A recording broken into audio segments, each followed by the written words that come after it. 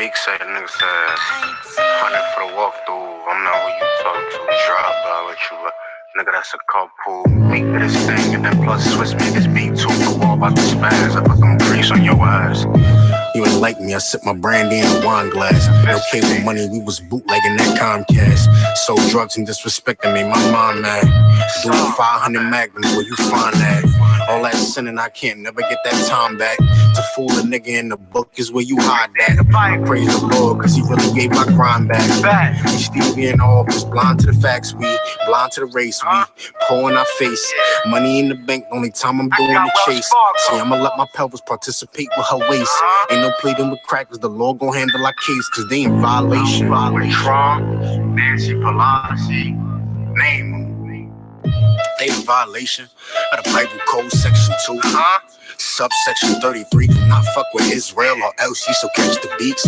I ain't talking Dre, man down, Mayday. Christian said they pray for the day till Christ come to slay, and it won't be no Mayday, no sunshine, no daffodils. That shit that with blood, they don't get that dapper feel. Pissy gold chain tinted orange like the Daffy Bill. I just ran that bitch. We ain't have a trap house, but I did hand to hand that shit. Managed it. Here he go rambling, pocket collapse and scrambling. Bullet the helmet if you patriotic. I managed it. It's ironic I'm drinking spring water in the fall. His story go, I spring the war and then I fall. I personally like this next part. Got a bite-sized 38, that's my mouthpiece. You beat the pussy right and she put your name on the house lease. I walk into the Congress and put bullets in the house seats. Cowards giving rats toolies, that's how you seeing mice eat. Her face a 6, half a 7. But damn, she got some nice feet. She fresh up off her knees like, damn, you got some nice meat. My dick game and can't speak, just why these bitches like me. And you ain't nothing like me. Bitches from every tribe like, damn, why he ain't wife me? All love, shorty, I'm just so particular. I walk parallel with God and shoot your ass perpendicular. I don't want to get that order, I'ma have to get rid of you. If he say he the shit, ask the porcelain. I'm shittier, talking that green yellow slush. You gotta stand back just a flush. One repertoire, hope you ain't in a rush. Word the rose, I park a bullet in front of that bus. Word the Rosa, nigga. But all your hard times will vanish. The sheep is hiding, that camp they crying, our people be siding. The earth colliding, bullets be flying, Israel dying, mothers be crying, the white man be lying. With all the billions in the world, as we aim for the sky, the white man is the devil, want a piece of the pie. On your knees praying, asking the high power, why the BHN is always getting devoured. Cause he conditioned your mind to being a coward, and talk like a Christian, shout like a Christian. Everybody Muslim that want to be Christian. Fact is, tuning in, listen. I.S.U.P.K classes, teaching our masses with the scriptures. There is no contradiction. Fake camps, there is no competition. You can't love Esau and teach the scriptures, so just what? I wish that every single one of these motherfucking crackers would. For our violence against Jacob, your perpetual hatred, you gotta. Esau's gotta burn, as it says in the word. You gotta. Just vanish. No more waking up at 4 a.m. to build apartments that a nigga can't afford to live in. No more contemplating robbing a bank, or what'll happen if I put my boss up with the shank. Because I'm talking to me crazy, straight abusing its rank. And the satisfaction ain't worth catching a case. And I gotta do this shit here for my son's sake. But it's hard in this world when you're surrounded by sticks. If they was gone, my father probably would have been in my life. My nigga Mike wouldn't have lost 30 years of his life. My nigga J.Line would probably be rocking a mic instead of me wishing I could bring her back while I write. No more brothers that's whipping up in the kitchen. No more daughters stripping or even selling the kitten. No more pigs planting evidence for phony convictions. We could enjoy this whole planet, every black and Hispanic, if they I wish that every single one of these motherfucking crackers would. For our violence against Jacob, your perpetual hatred, you gotta. Esau's gotta burn, as it says in the word. You gotta. Just vanish. Yo, suck my dick, kiss my ass, you can't hold me, nigga. I'm a priest, you catching bullets, so who hold you, nigga? All 2018, I'm disowning niggas. Don't feel bad for them, nah, that's what I'm on, niggas. Niggas think it's about flowing rhyming words, with my words rhyming, this wolf can flow backwards.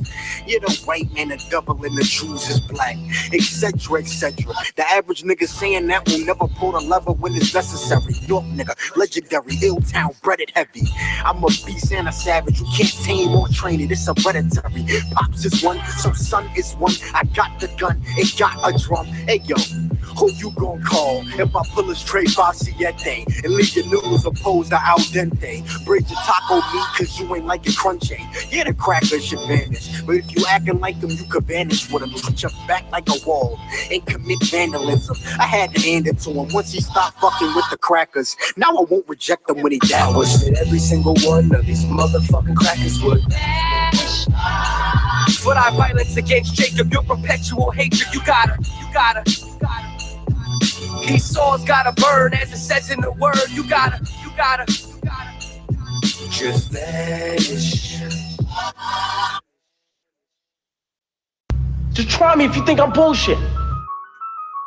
Naptown, Chi-Town, Detroit, Milltown, St. Louis, One West, Minneapolis, Murder Soda, North Side. Y'all know how we do it. GEN.YAHANNA, the Zealous Angel. Let me get on. Lord forgive me, I ain't got no fake shit in me. Sometimes I wonder to myself if that's the reason you send me. Y'all niggas monkeys, new boys and power junkies. If it wasn't for this pistol I'm packing, you'd probably jump me. I'm foolish to think that my goons is not ghoulish. GEN.YAHANNA, burn your sha'Allah, but never Jewish. Fuck your rulers, you devils, you crackers, you school shooters. Couldn't fool us with your murderous lies, so you soup coolers. Lights on, fights on till life's gone. Our pain sounds good when it's played to the right song. It's the takeover, new millennium makeover. The UPK order, pop out of my 8 order. That brotherhood, call, see if your brother good. Carry the groceries home, make sure that your mother good. Tell your wife shut her mouth, if you love her then fuck her good. Protect her from the evil white media pumping tour. Raise your kids up, stop beating your bitch up. Causing schisms in the body, rebelling against her. I ain't buy the Bugatti, I don't bang the Takashi. I ain't found the Versace, I ain't cop the Harachis. I got all black boots and they laced up. I got a few black wives, no lace ones. Niggas see us in the streets, don't say none. Got some Midwest niggas that's gon' say some. UPK, you ain't fucking with the gang. If you split, you ain't shit, you just fucking up the gang. UPK, get the glory to the king. If you split, you ain't shit, you just fucking up the gang. Waiting for my hymen and I'll be off of you niggas. I get counseling every day to keep me off of you niggas. See, I sleep with the Ruger, shit with the 6 sewer. 7 your kids head and send this shit back to you. Got a 4-5. I know tips with back clips with minimum back kick. Make niggas do backflips. I got precepts, take you niggas to recess. Cut your line upon line till you bleed and you're speechless. I got bars that get under your skin and they feel on you. Rip the tweeters out your stereo speakers and steal on you. Up the deal on you, drill on them and kill all the cats and chill on them.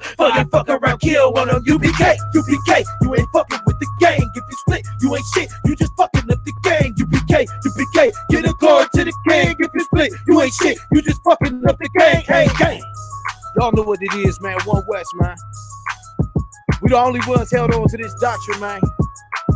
You know what I'm saying? When everybody else went off into that weirdo shit, y'all some bozos, you dig? If it ain't under Commander General Yahanna, the I.S.U.P.K, it ain't the truth. Straight like that. One body of Christ, one spirit. I'm out. It's rolling on it. What is it?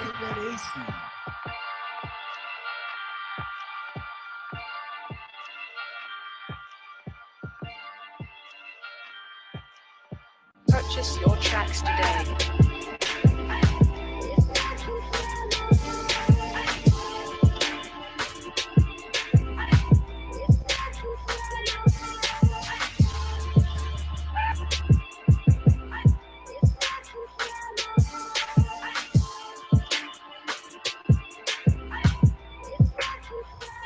Know the people been waiting for a minute for something authentic.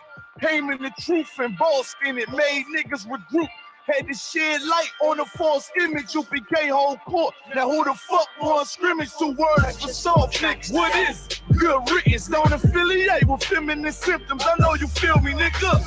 This a death threat to hip hop. You don't stop that weak shit, I'ma mix your lean with some Grimlock. When the last time you heard it this raw? What I wish for's when the earth inherited by the piss fall. We been to war, them the ones I'm taking risks for. Ain't got no picks or no cars to hold. Holy angels watch my steps, them Glock guard my soul. Can't let them leave my body cold. I know you feel me, nigga. Let the wicked weep and the meek prevail. God never been 50-50. I should now awake to sleep a cell. Let the righteous cry, silence the pretender. A rebel without a cause, as long as I remember. Not taking the kingdom, the only thing on my agenda. Can't avoid me, nigga. Middle finger to the ones that try to destroy me. Revenge of beauty, I'm a beast. I told the bitch she can't eat unless she join me for dinner. My God ain't got no regard for a sinner. One call for all on them like timber. I know you feel me, nigga. In the eyes of terror, I stand still. Go to work for the colony, bring it back to the anthill. Plus everything I drop heavy as an anvil. Show you how to stand like a man in this damn field. You feel me, nigga? Fucking quality, it gotta be one man win and the rest lose. I'm calculating my next move. UPK will real niggas seek refuge. Body shots for pause, that'll get you bruised. My niggas whole ranker, check your little attitude. I came to fuck up your move on your little holiday like I'm Mr. Scrooge. Resurrected from the grave, walking from the fall. Visions in my eyes, gripping the mic, screaming God bless the underdog down by the letter. And live by that protocol, walk by faith, not by sight. Ain't no hope, forget the struggles. Life like some war, resist, or get pulled into a world that never left you. I will endure, election will be sure, correction will be swift. No Will Smith, but I am legend. What else would you call the killer of deception? A leader got soldiers on post in every direction. On gold like a German shepherd, young and a restless, wear honor like a diamond necklace. I know you feel me, nigga.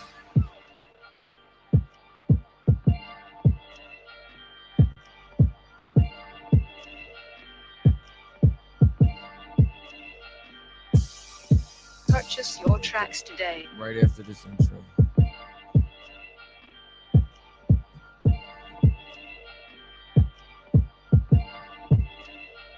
If you want to cross the line, you'd have crossed it. If you want to play games, go play that somewhere else. We got business to do here. Cross the line, listen, man, or get the f out. Either one. I.S.U.P.K. Play one more time. If you want to cross the line, you'd have crossed it. If you want to play games, go play that somewhere else. We got business to do here. Cross the line or get the out. Either one. I.S.U.P.K. Yeah. You already know we back live and direct. This is Cross the Line Radio. You understand that? You can put it over there. And there's so much to talk about in such little time before you understand our brothers and the sister from Collective Mind Radio come on to all share. Hold it up real quick. You understand? It seems as though, I don't know, because the sister, you understand, she seemed to have a drop of understanding last time, but them other two might have to share this body bag. You understand? Might have to share. We're gonna see how it's gonna go down tonight. Hey man, like how does I said, there's a lot going on. Before I start, I want to big up. Hold up, let me get this sister and brother's name. Hold on 1 second. I want to big up these two, this sister and brother. I want to big up my man Yachty. For those that don't know, that's Yatazak, the king of Houston, king of Texas. If you want to call it that. The brothers down there, man. Big up to all them brothers that was down there, man. And them sisters, man. Let me not be. Let me see. What is the word I'm looking for? The word I want to look for. You Detroit sisters and you Texas sisters. That's all I got to say about y'all, man. Them sisters in Texas, y'all, the sister that made the beans, Salak, if I can't remember your name, I didn't eat nothing all day. I was not even hungry Wednesday after eating the food that them sisters made. I was not hungry at all Wednesday. I didn't eat nothing Wednesday. Had water. And I worked. Like I had to go to work, and I worked from 8 to midnight Wednesday. And I was not hungry. I had something to drink. Whatever she put in them beans, that need to go throughout the earth. Them beans was delicious. That cake the other sister made, she made a point to keep telling me how she put her foot in the cake. So big up to the sister that made the cake. That was delicious. The hospitality they showed was impeccable. And I want to also give a shout out to the sister and her husband that made this sweater and shirt for me. The husband's name is Elazar Bunyashala. The sister's name is Andrea. I want to big up them sisters. They came all the way to the class in Houston. I believe they know the brothers down there in Houston. They brought me this sweater I got. I've worn it every day. So I want to big them up. So big up to all of y'all. It's been a great week. Big up to my main man, Captain Kaptazai, held it down, dealing with the brother with the police. That was a good moment, man. That was crazy. I was just sitting there. I was just like, did he just get pulled over? Like I didn't even understand. But you know what I'm saying, bro. I can tell you how why you was shot for that brother being safe. Yeah, but he was safe because he was on the phone with you. But I would agree with that statement. Right. You understand? Right. You know what I'm saying? Right. But since we out here giving props, right? I too got to send some props this way. You understand, for how you manhandled, you understand, the conscious community effortlessly. Oh, most high. You know what I'm saying? Like, I don't know if y'all haven't seen that video, you understand? This is something I want y'all to do too. I need every single one of y'all not only to follow I.S.U.P.K on Instagram, right. CTL Radio on Instagram, but I also need everybody listening at home to make sure that you subscribe to our new channel for New York. You understand? Israelite headquarters. Right. You understand? Y'all need to subscribe, and y'all be able to see this series of videos of especially like the way. Like, okay, one, I like how you checked. You understand, Brother Smalls? You understand? He need to get checked because he always running his damn mouth, man. Now, like he the fucking sidebar. Like he just go ahead. No. I like that brother. You know what I'm saying? I know some people would disagree. I think he's a good interviewer. You know what I'm saying? Before you go, y'all know how we have that body bag, right? I want to big up the sister Bayana from California. She was hearing us say body bag, and she hit me up on the Facebook and gave me 2 pictures from. She already on Amazon. She ordered, and she actually ordered it and sent the body bag to us. So big up to Sister Bayana. She the one brought us the body bag that we use.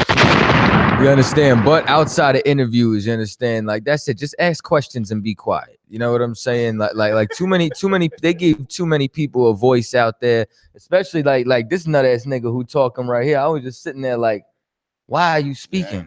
I don't know. I don't even understand. So you understand? So big ups to you that, and especially the way you handled that question with the African. Yeah, like that's of course that's the Most High, as we always all say. But that just happens to be the truth. But I'm gonna tell you what was interesting. What I liked, for those that didn't see the whole thing, I'm actually gonna play it while we do the show. But with the Hamite, right? What I hate the most, I don't know if y'all ever noticed, but I hate white people. I hate Africa. I hate them all. Right. But what I hate the most is when they come in and try to be a part of what we're doing. So I'm on the phone. Excuse me. I'm doing an interview. And we talking about all these different things. And here's the part. Here's my hatred for RBG Israelites. I hate you. Pan-Africanists. I hate you. And of course, when I'm saying I hate you, I'm not talking about the individual, but I'm talking about the cat following that ideology because it's bullshit. Right. And I'm going to tell you why. As if anybody watches the interviews as they're up, right? In the interview, I'm saying how we got to start from the ground up, Black people. You know what I mean? We're so downtrodden. Before we can even do anything with another nation, we got to first build our nation up. And then I gave examples. I said, like, the white man can go search out the stars and the moon and measure the depths of the sea because he got a nation, he got a kingdom, got a military, he got all that. We don't have none of that. And every time we talk about Black folk or doing anything, they talking about Africa, which is a whole nother continent away. Right. Like, we're in the 5-mile radius of Black people. Why don't we fix that part? At least let's get that squared away and then try to tell me about a whole nother continent. Like we always want to take away because of the fantasy that comes by. So as I'm talking about, everybody's agreeing with me. And then here come the goddamn Hamite. Brother, we're other brothers. And what you're saying is good, but we got to have it all because we get depressed by the white man just like you get depressed by the white man. So as he's sitting there talking, I'm like, man, I could come at this so many different ways, right? But General Hyman taught me something that I think everybody should learn, right? And what he taught me was, whenever you're speaking, don't be selfish. When you doing your camp speakings, you ain't there to pull out all the scriptures so everybody can see how many scriptures this are. Y'all know, look, he pulled Nahum 3 and 12. He pulled Revelations 8 and 9. He pulled this, he pulled that, because then all you're doing is just satisfying yourself. You got to be able to go out there and give the people what they need to hear in the moment. Everybody understand, right? So y'all know how that RBG bullshit started? RBG started, Marcus Garvey and started the UNI Alliance, right? The United African Alliance. And if anybody watched that interview, you hear me, I don't necessarily fault a Marcus Garvey, a Rabbi Ford and Matthews and for trying to be African, because the truth wasn't all the way out. It was almost like in its baby stage. Like, you don't fault the baby if they shit on themselves, right? You don't fault the baby if they vomit on themselves, if they eat their food, don't know how to hold, if they spill something. But as they get older, the more older they get, the more accountable you hold them. So when the truth came out in the beginning, it's in its baby stage. So I don't fault Nat Turner for going to kill white people. I don't fault Denmark Vesey and them for wanting to do what they did in North Carolina with the churches. I don't fault Marcus Garvey and them.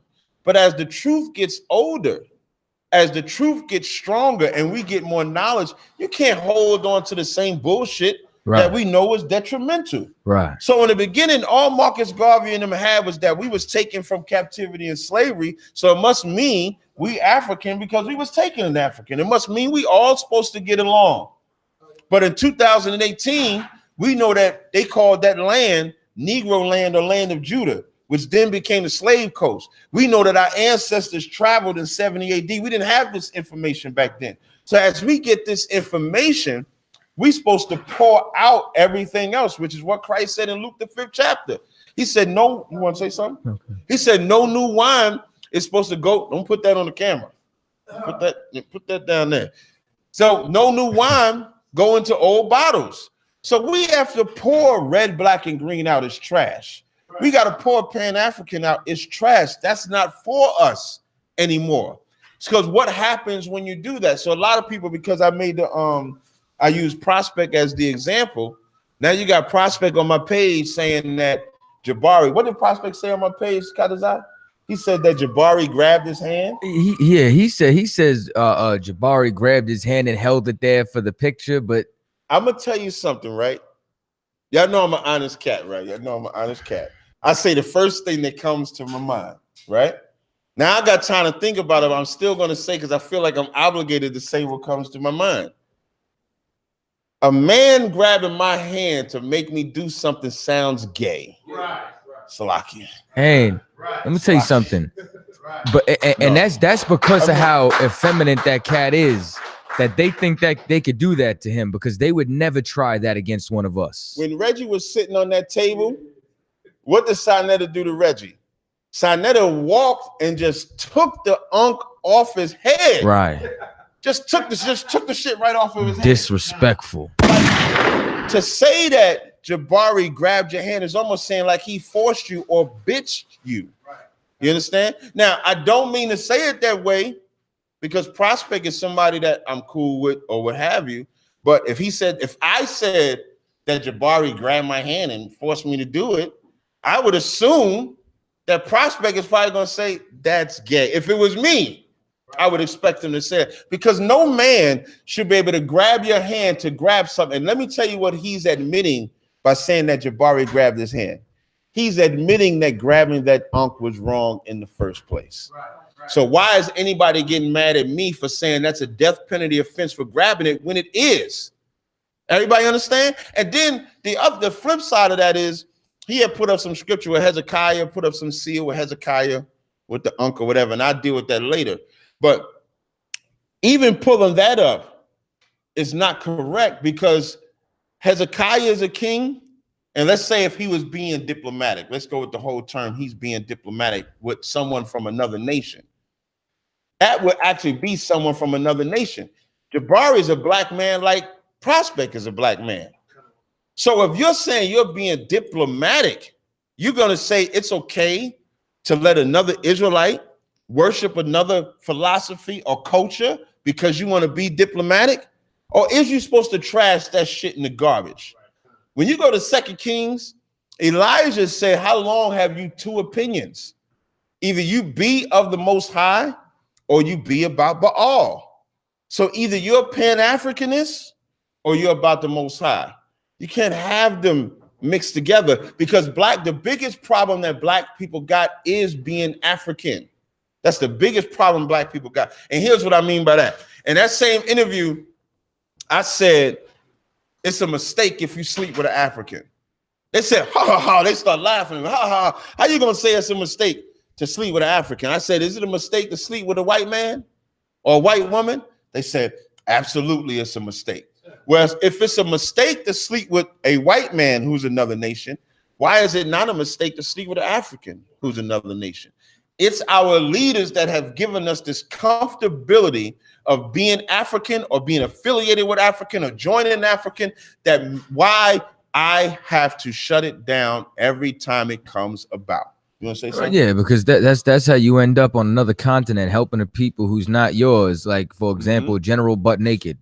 Oh, I forgot about General Butt Naked. We got to talk about General Butt Naked. Before I finish on General Butt Naked, so I hate RBG. Do I hate Prospect? I don't hate Prospect, but I hate everything he stands for.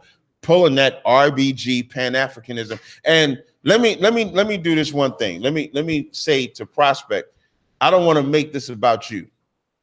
It ain't about you. It's just that they threw you in there. What I mean by threw you in there, because I made that statement with you, they make it seem like I got an issue with you per se. I don't have an issue with Prospect per se. I have an issue with RBG, Hebrew, Pan-Africanism, mixing my culture. This is my shit. Being an Israelite is something that I don't know how to be nothing else. So I don't know how to be a Christian Israelite. I don't know how to be a Muslim Israelite. I don't know how to be a RBG Israelite. I don't know how to mix the cultures. So for any RBG Hebrew, if you could be an RBG Hebrew, you could be a Christian Israelite, Muslim, etc. And I just need to know, for you to show me where we can do that in the scriptures, where God allowed us to be an Israelite and the African at the same time. Because when I read Joshua and I read Judges, the other nations was left around us to prove us whether we would serve him or serve the other nations. And every time we served the other nations, we got punished. All throughout Isaiah, the 30th chapter, Hezekiah is spoken about in the 36th chapter. You know why we was allowed to get taken away? Because we thought Egypt was our strength. We put our strength in their horses. We put our strength under their covering. So we can't do that. And then what does that allow? An organization like IUIC. Now, I ain't spoken about IUIC since Nathaniel locked them cats up for a crime they didn't commit. So why am I talking about IUIC now? There's an African that now all of a sudden is an Israelite, according to them, not according to me. Did you, Abun? Where's Officer Abun at? Tell him, ask him if he found that minute marker that I needed. You got this cat, General Butt Naked, who killed babies. I mean, he's on video boasting about killing babies, fighting naked, having his soldiers kill each other, do all type of nasty, vile shit. Now they're converting him to be an Israelite? Is this what, 3 minutes? When he's a Hamite. Is this what we've become in the nation of Israel? This is why. Somebody give me Ezekiel the 3rd chapter and I think around verse 8. Ezekiel 3 around verse 5. Somebody get me Ezekiel. Matter of fact, start at verse 4. And will we know when they call in? Got one car. Okay. And the Uber is signed in, right? Got one car. Okay, no sweat.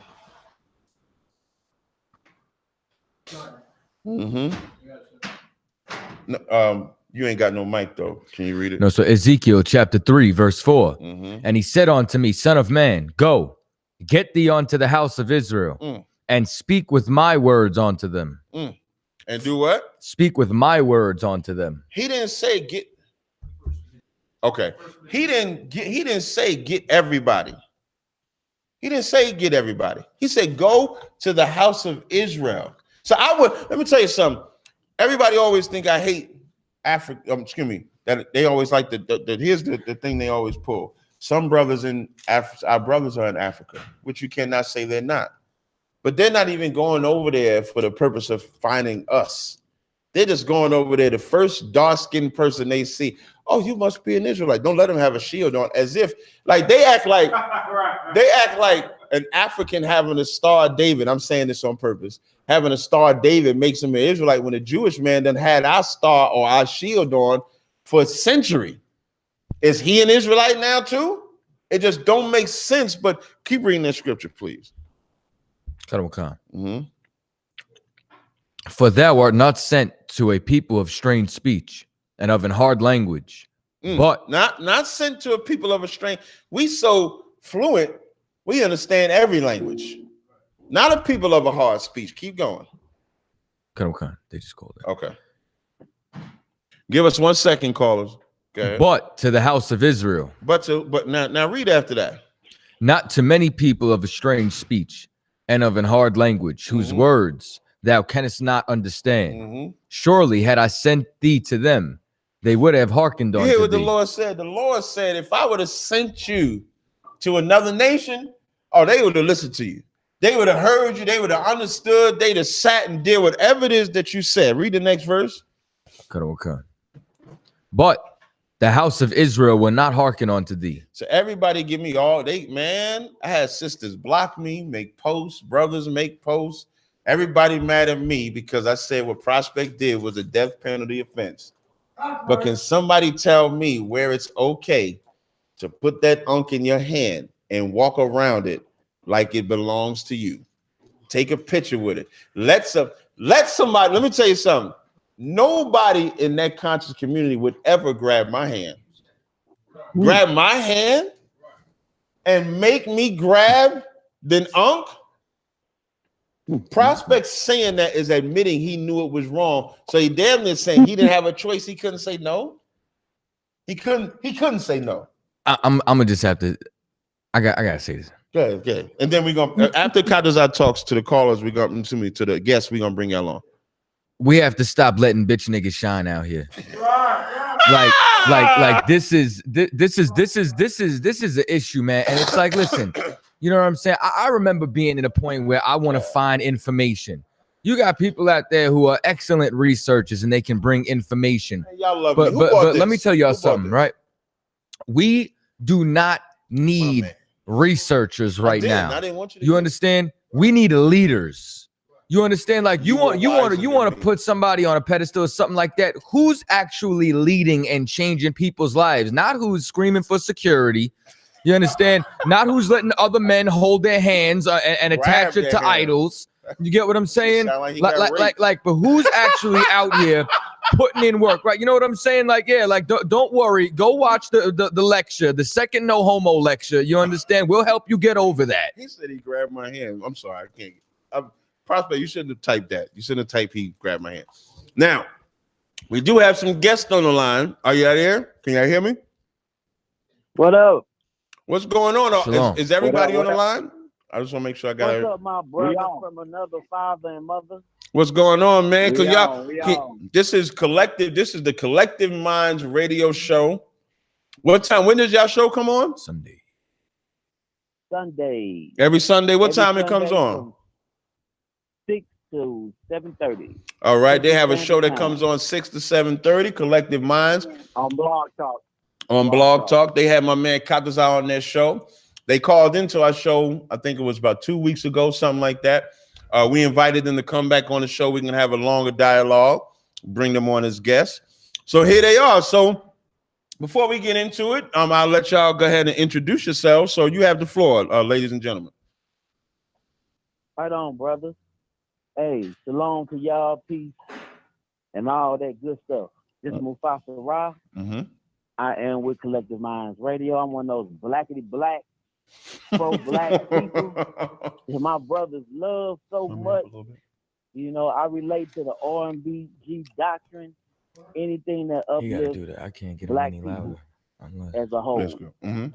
So with that, I'm gonna pass it to my brother Kevin. I appreciate it. Go ahead, Kevin. What's up, y'all? Appreciate y'all having us on. I'm looking forward to the build. This is Brother Kevin from Collective Minds. And, you know, from my stance, I deal with the occult. I deal with metaphysics. I deal with basically the esoteric teachings as opposed to the exoteric. You know what I'm saying? You got the Judaism, you got the Torah. That's the exoteric that they give to the masses. But then you got the other side, which is the Kabbalah. The esoteric. And when it comes to Christianity, that's the exoteric for the masses. But I kind of deal with Gnosticism. You get what I'm saying? That's the hidden stuff that most of the masses don't get.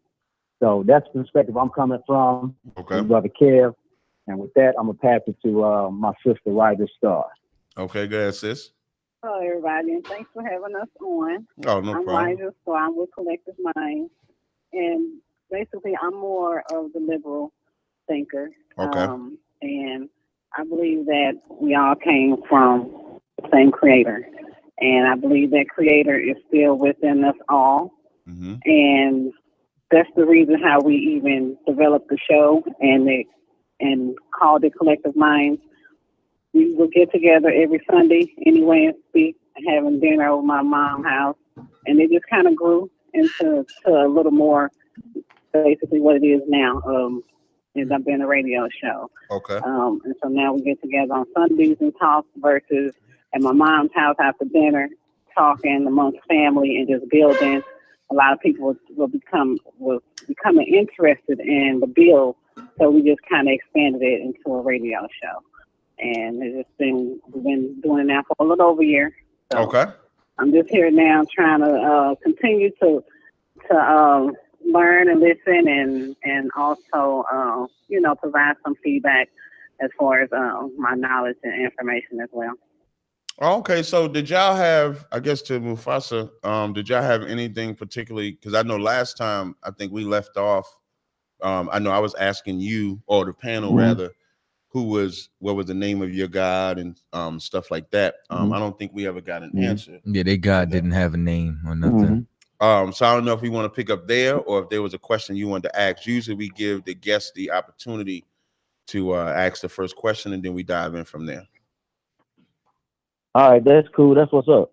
Hey, we would like to, go ahead and ask our questions first. And I know y'all do a little, a break or whatnot. If we're going to go to the break and you can come back and hit us up. All right. Okay, no sweat. Oh, yeah, that worked. That's pretty cool. We might not, I mean, once the questions flow, it'll probably, go back and forth. So let's get it, man. We ready. Yeah, so one at a time. Let's show a little decorum and everything like that. You know what I'm saying? But you know what I'm saying? I guess Brother Mufasa, you introduced yourself first, so come with it. Let's get it. All right. Before I start, let me say this. I'm gonna read y'all something from the Who See It. Stay away from the aggressive man and take him not for a companion.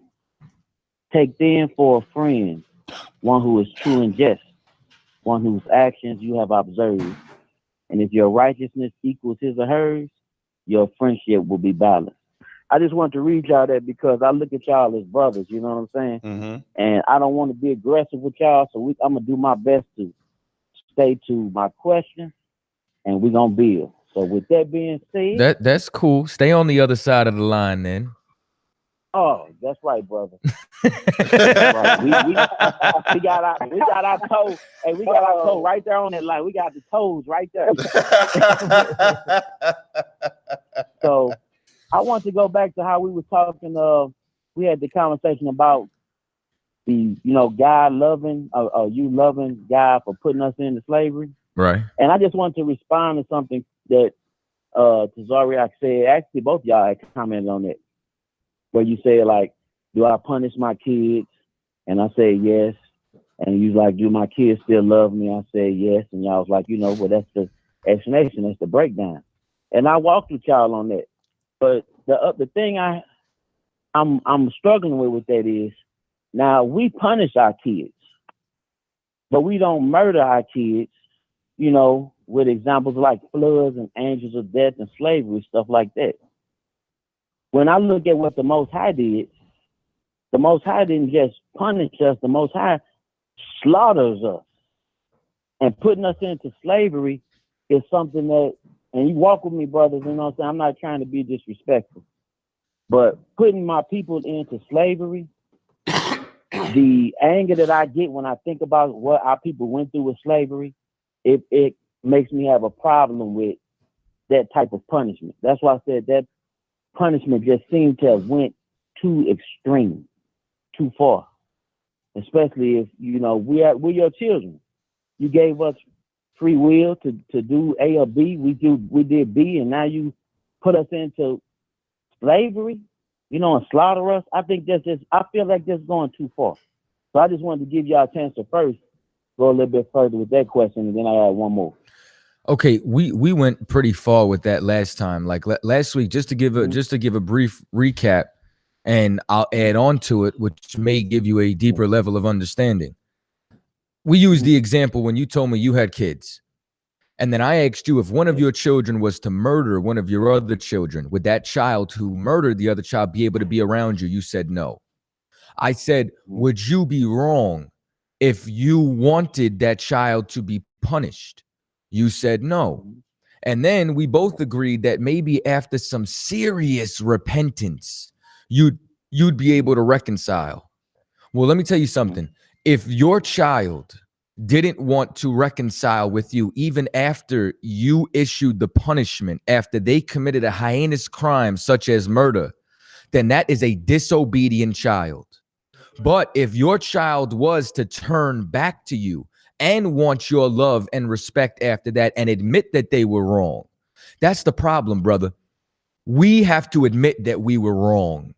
We have to admit that we're wrong for the unks. We're wrong for the drugs. We're wrong for the whoredom. We're wrong for the homosexuality. We're wrong for the child molestation. We are wrong as a nation. And as a nation, we've gotten punished. The problem is our people don't want to admit that they're wrong.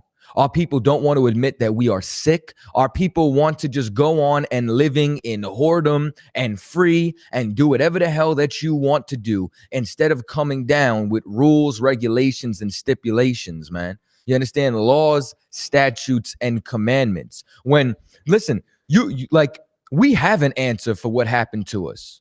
You understand? And we also have a way out by fixing our morals and turning back to the Lord. I'm more mad at your God because your God created everything without an answer. Your God just put the white man over us. Your God created everything and we went through all that. Why? You understand? At least on this side, we realized we deserved it and we shouldn't abort our babies. And we need to correct the wrongs that we did. Whereas your God didn't even give you an answer when he decided to destroy you. So you got to run around with a chip on your shoulder for our God when he gave us a goddamn answer. He gave us accountability when we should have been ruling. But here's the problem. We would rather serve the white man. You didn't read that scripture? If the Lord would have went to any other nation, if you turn to the Chinese and tell them they're being oppressed, they'll hear you. That's why they had the Boxers' Rebellion. If you turn around to the Arabs and tell them they're oppressed, they'll believe you. That's why they'll strap a bomb on themselves and scream, "Ah, fuck, bah," and boom, everybody's getting blown up around them. Because if you tell them that they're the chosen people, they'll listen to you. That's why they have Islam.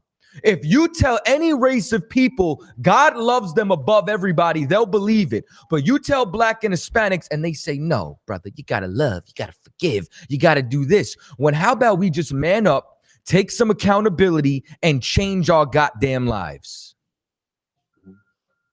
Now, when you say God gave us a way out, can you go further into that? Like, what is the way out? The way out is no different. That's why that analogy is so perfect. The way out is to repent. Imagine that same scenario. Like, this is very, very basic. Like, imagine that same scenario. Your kid, you would like to forgive him, but if he keep doing the same thing, you know, if you just forgive him and make a way out, he'll keep going back doing it. So you're gonna require true repentance. That's the way out. Like, all of us that at one time, like when you see me, you see T.D.JAKES, you see all the brothers we have in the Israelite school of UPK. We were those that were getting locked up, getting beat, sleeping with whores, buying prostitutes, whatever manner of evil you want to name. We were doing it. And we were getting punished for it. So yeah, some brothers that was going to jail, some people getting shot, beat up, stabbed, losing their kids, child, all manner of evil happening to them. And then we realized we were at fault for what we was doing and that our God was punishing us, and we repented. So we don't suffer that no more. So when you're asking what is the solution, when is God going to stop? We have to stop. Right.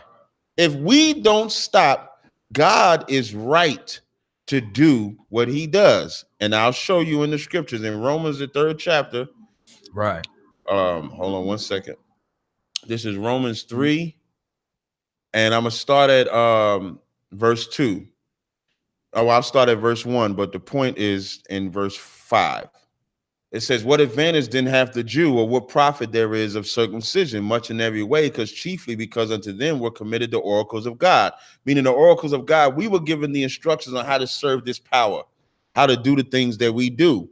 Verse 3 says, for what if some did not believe, which is what everybody else, like the three of you said, y'all have 3 different belief systems.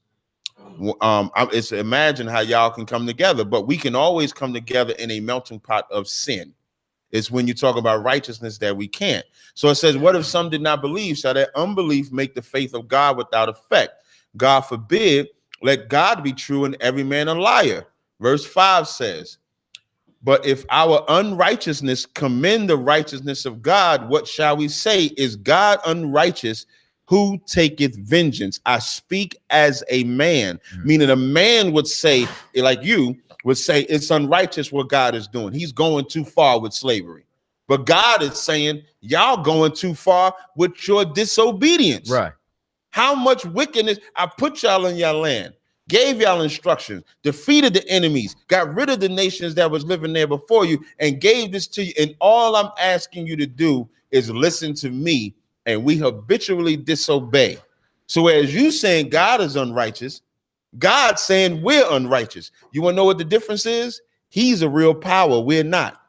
So because he's the power, because that's just like when you punishing your son, he gonna say, you going too far, Dad. You gonna say, no, I'm not, because you disobeying me. He's saying, how much can I take? You're gonna tell him, when you listen to me, I'll stop. Until you, as long as you don't listen, you'll be punished or you'll be kicked out my house. And you're right. He's wrong. So we're that son. The Most High is that father. He's right. We're wrong. And just like disobedient sons, you keep saying he's doing too much. You keep saying the murders, the slave. You keep saying it's too much. When if you just obeyed, you wouldn't have to suffer at all. So if you wanted to stop, just obey him and see if it stopped. How about we all just listen to the Most High and see if our life is just better? See if what the Israelites been saying all this time actually means something. So I don't want to get too long-winded because I know y'all probably got a couple questions, but that further answers your initial question, I hope, at least. Okay. I want to ask you something else. So now the Most High is punishing us, and that part of that punishment was, like I said, going into slavery and us basically serving white people. But now at the same time, the Most High is going to come back and punish white people for doing us so harshly. Absolutely. And if that's the case, so the Most High is punishing us, but then he's going to come back, punish white people for doing what he ordained them. Okay, you want the answer? I got. Would you mind? Yes, sir. Lie. Yes, sir. Okay, this is the answer. When you go inside Romans, the 9th chapter, what you start to find out, right, is that the Lord did not pick, you understand, Abraham, Isaac, and Jacob for no reason. You understand? This was his election. You understand? He did not pick Jacob over Esau initially because of their works. It was so that the election could stand sure. You understand? So I'm going to read a couple of scriptures for you. This is Romans, the 9th chapter. As it is written, Jacob have I loved, but Esau have I hated. What shall we say then? Is there unrighteousness with God? God forbid. There's no unrighteousness with God. For he saith to Moses, I will have mercy on whom I will have mercy, and I will have compassion on whom I will have compassion. You understand? We are in spiritual Egypt again. You understand? The white man is the modern Egyptians. And the same way, which you're about to find out, the position of Egypt being a superpower and then being destroyed for harming Israel is the same thing that happened to the so-called white, is going to happen to the so-called white man. So then it is not of him that willeth, nor of him that runneth, but of God that showeth mercy. For the scriptures saith unto Pharaoh, even for the same purpose have I raised thee up, that I might show my power in thee. Meaning, Pharaoh was raised up just so he could be destroyed, just so the Lord's name could be declared, just so Israel would walk through the Holy Land and they would tremble because they knew the power that they had. You understand? The power that we served. And that my name might be declared throughout all the earth. Therefore, he hath mercy on whom he will have mercy, and whom he will hardeneth. So now, meaning, what you're about to find out is that 2,000 years ago, they asked the same question you just asked. Thou will then say to me, why doth he yet find fault? So if the Lord hardened their hearts, if the Lord prophesied that this would happen to us, if the Lord used the white man as a beating stick, why is he still finding fault? For who hath resisted his will? Nobody resisted his will. Well, don't worry. There's an answer for everything inside this book. Nay, but oh man, who art thou that repliest against God? First of all, your little arms is too short to hot box with God. You understand? Shall the thing formed say to him that formed it, why hast thou made me thus? Meaning, you can't turn around and say, why'd you make me an Israelite? Why'd you make him a white man? You understand? Why? Well, let's find out. Hath not the potter power over the clay of the same lump to make one vessel unto honor and another unto dishonor? Meaning, we all come from the same lump. We all come from Adam. Now, if I get specifically in context, we both come from Isaac. You understand? And from the same lump, from those twins, one vessel was a vessel of honor. The other vessel is a vessel of dishonor. It's no different if you have literal clay. Right. You can make a toilet bowl or you can make a beautiful vase. Put it on a windowsill. You understand? Put flowers in it. Give it honor, whatever the case may be. So now here's the point. What if God, willing to shew his wrath and make his power known, endured with much long suffering the vessels of wrath fit to destruction? Meaning, God does not want Donald Trump in office. He's long suffering through this wrath. He's long suffering, waiting for us to leave Islam alone, leave Buddhism alone, leave homosexuality, child molestation, drug dealing, white worship, idol worship, any type of false worship you can think of. And he hates that Donald Trump is in office. He wants his children ruling the throne. He wants his children running the earth. But the problem is we don't want to wake up. You understand? So at the end of the day, this is the problem. Because we were stripped of our humanity, we want to turn around and be like, oh, but I wouldn't want to do that to anyone else, or because of all the suffering and racial profiling and murders that we've experienced, and how compassionate we are because we are the children of the Most High. We don't want to do that to nobody else. When this is what people have to understand: white people are firewood. The only good white man is a slave. They were put here to serve Israel. The elder shall serve the younger. And once we get that into notion, we'll realize it doesn't matter what the Lord wants to do with them, because it's up to him. He created us. You shall not turn to the one who's formed you and say, why have you made me thus? This is what you should do, though. Be happy that you have a shot at repentance. Be happy that you're a part of the greatest bloodline on the face of the earth, and that one day a white man will bow down to you if you could put the weed down. You understand? If you could stop celebrating all these damn American holidays, if you can come out of that mind state and really look in the mirror and decide to say, maybe I am wrong. Maybe we are fucked up in America and we need to get right. Body bag. I let Brother Kev get some on that. Okay, no sweat. Go ahead, Brother Kev. All right, indeed. Appreciate it, y'all. All right, so I'm gonna start at the beginning. You see what I'm saying? Because when I, look at a lot of the ancient scriptures, I noticed that there's a through line when they talk about creation and so on and so forth. So first off, I want to ask you, brothers, when we talk about Genesis, is that the Most High that is speaking in Genesis? Which verse? I'm sorry, which chapter? Well, I mean, the entire chapter of Genesis, or are there different guys that are speaking in Genesis? Or no, the reason why I say that, me. okay, the reason why I say that, like Genesis, the first chapter, that's Christ and the angels doing all the work. That's why that verse 26, I believe, when it says, and God said, let us make man. When it comes to Genesis, so when it comes to like Genesis 2 or 3, then you hear the word of the Lord. But in Genesis 1, that's Christ and the angels doing the work. I think I mentioned this to you the last time we was on the show. The last time you was on the show, rather. Right. Mm-hmm. Yes, sir. I just wanted to get clarity on that. Okay. So that leads to my next question, which is, what did the serpent represent, and what did the serpent do wrong? Please. Sure. Yes, sir. Please. The serpent, just like anything, give me the Ezekiel 34, the beast of the field. If you notice in Genesis 3, when it says, now the serpent was more subtle than any beast of the field, which means there was other beasts in the field besides the serpent, but the serpent was the most subtle, meaning the most slick one. The serpent is just a metaphor, meaning like we put names or characteristics on people.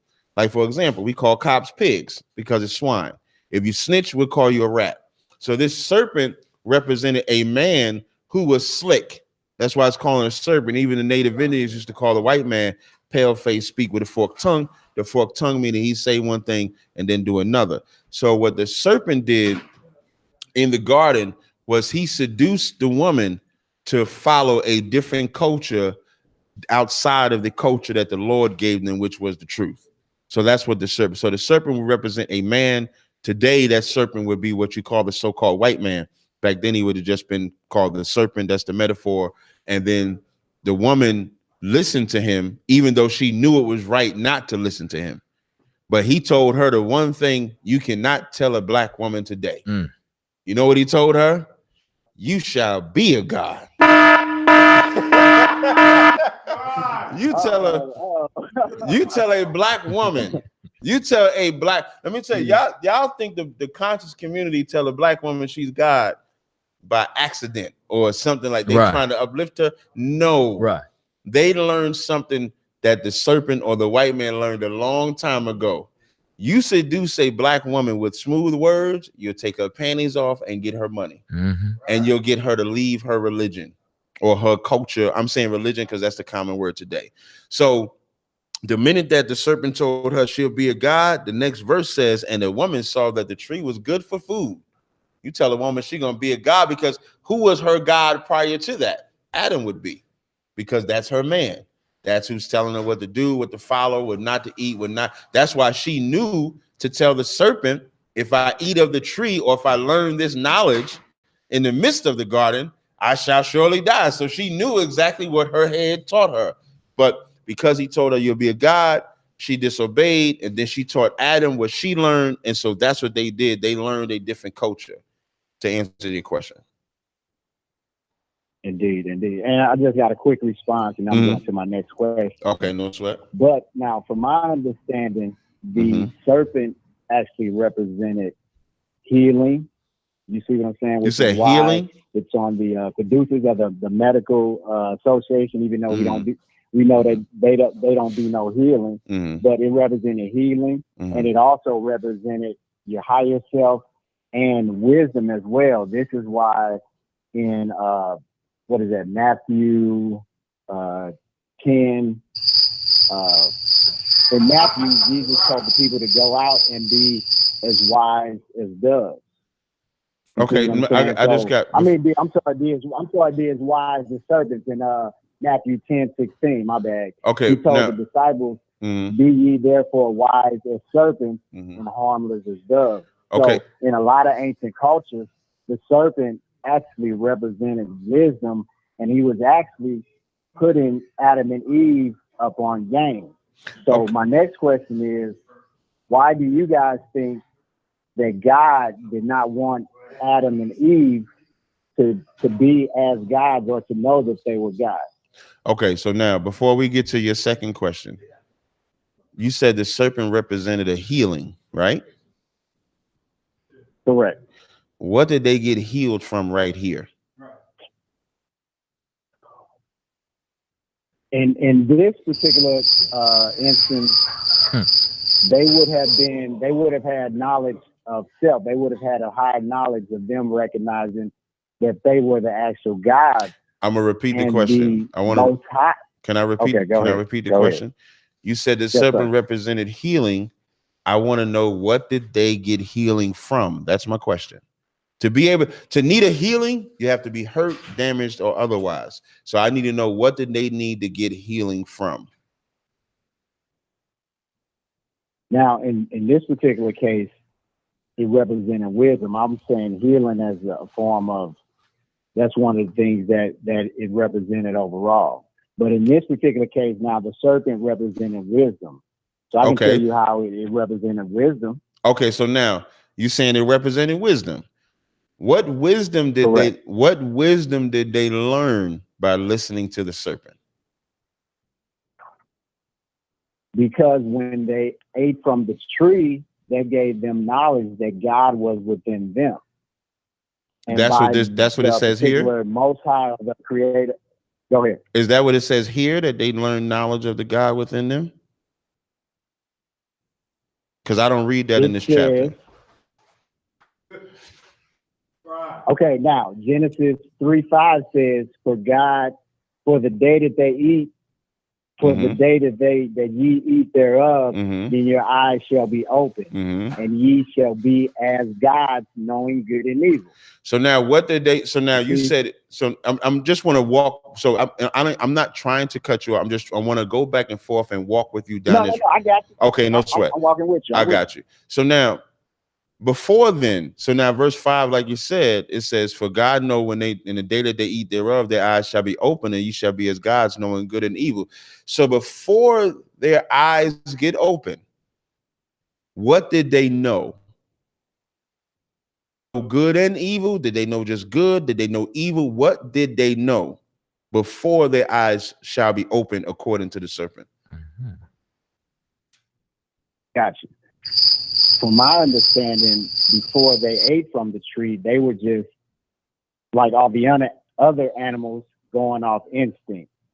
You see, and it's a representation of man before, he got the knowledge. He's just going off instinct, basically just doing what the animals do, going through life, eating, just doing basic stuff, going off your animal carnal instinct. If that makes sense. So if that's the case, then what was the breath of life that God? No, don't get that yet. Don't give that yet. I want to ask one question before. Don't answer his question. Disregard his question. I'm falling back. So now, if they were just going off of instinct, was that good that they were going off their instinct, or was that evil that they was going off their instinct? It depends. Well, this here, the reason why I'm asking you is because it says their eyes are going to be open and they're going to know good and evil. So my question to you is, before their eyes get open, do they know good? Do they know evil? Do they know both? What do they know before their eyes get open? And then your initial response was that they just did everything off of instinct. So what they was doing off their instinct, was that good or was that evil? It was indifferent. It was neither or. You see, because when a lion, if you go into a lion cage and he eats you up, is that good or evil? It's neither or. You see what I'm saying? So you're saying they wasn't doing good or so it's neither or. So they wasn't doing good or evil. They just ain't know nothing. So the serpent had to come and drop that wisdom on them, is what you're saying, right? That is, yes. That is correct, right? And let them know that God was inside them. Okay. So now when Eve in verse 4, I'm sorry, in verse 3, when Eve says to the serpent, "But of the fruit of the tree which is in the midst of the garden, God hath said, ye shall not eat of it, neither shall ye touch it, lest ye die." Was that them? It's a two-part question. Was that them learning something? And was it good not to eat of that tree, or was it evil to eat of that tree? It was, from my perspective, it was good to eat from the tree. again, the serpent represented wisdom. He was trying to put them up on game. Right. So even though God, no. Okay, so even though God told them they would die, the serpent telling them that they wouldn't die, they would have good and evil, that was better? Correct, because body bag. Again, this creator deceived them and told them that they would die, which they didn't. Okay, so wait, I mean, eventually hold on. But initially, initially they did not. You just got me lost. So what God did they have inside them? You're telling me that this serpent woke them up to the God that was inside them. Which God was inside them? Wait. I'm going to the God that was inside them was a greater God than the God of the Bible. We're talking about. But you just said that the God of the Bible was the creator. So how is that possible? No, what I'm saying is the God of the Bible is a subordinate deity to the unknowable God. You see, which is a higher God that is all-knowing. Man cannot conceive, perfect, timeless. Okay, so let me ask you a question. Always been, always has been. I got you. But what I'm saying is this is a subordinate deity. So the God that is inside them is a greater God. Okay, so now let's walk. Okay, I see. I get where he's fucked up at. I got you. So now now that we understand that you're saying that the God that told them not to eat the fruit, the serpent is smarter than him. The serpent has more wisdom than him and wants to unlock that inner God that was inside of Adam and Eve so that they can in turn be greater than the God that told them they would die if they ate, right? There you go. Don't. Okay, there boom. No sweat. I got you. There it is. So how come women give birth the way they do? Well, before we go there, you got to answer my question. Why do you think that God did not want Adam and Eve to know that they were gods or to be like the gods? Because if we go to Genesis 3:22, and the Lord God said, behold, okay, so after I answer, I got it. Has become one of us, knowing good and evil. Good and evil. So he's saying that he's become one of the gods. So why do you think that this Most High God does not want man to know that he is God incarnate? Watch how simple life becomes with the answer. Okay, brother. Let me tell you the issue that you have in here. Okay. I'm going to try to make this as simple, as plain as possible. Here's the real issue. The serpent gamed them up. The serpent was the one who was lying. And now I completely understand why you were asking the questions, because you believe that there was lesser gods, and that's who we're dealing with. The Most High power is that power that you believe is unknowable. The problem is you don't know him. That's why you don't have this information. You understand?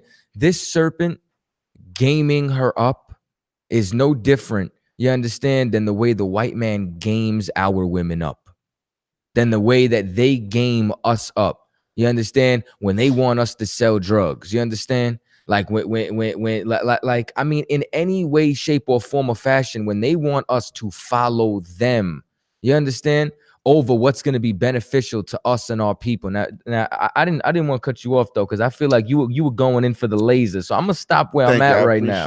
I felt it. I feel it. I appreciate it. No, he was talking to me because your question was in verse 22. In verse 20, right. I just want to really just keep it simple. I'm gonna go right there. I'm a Midwest boy from St. Louis. I got you. And I need to keep it slow. In the beginning, when I'm just trying to ask. No, I got why do you all think? I'm gonna tell you. I'm gonna tell you. In the beginning, when Mufasa asked this question, we gave the metaphor of the father and the son, and the father laying down the laws. And I know we say son all the time, but we'll just say father and his children.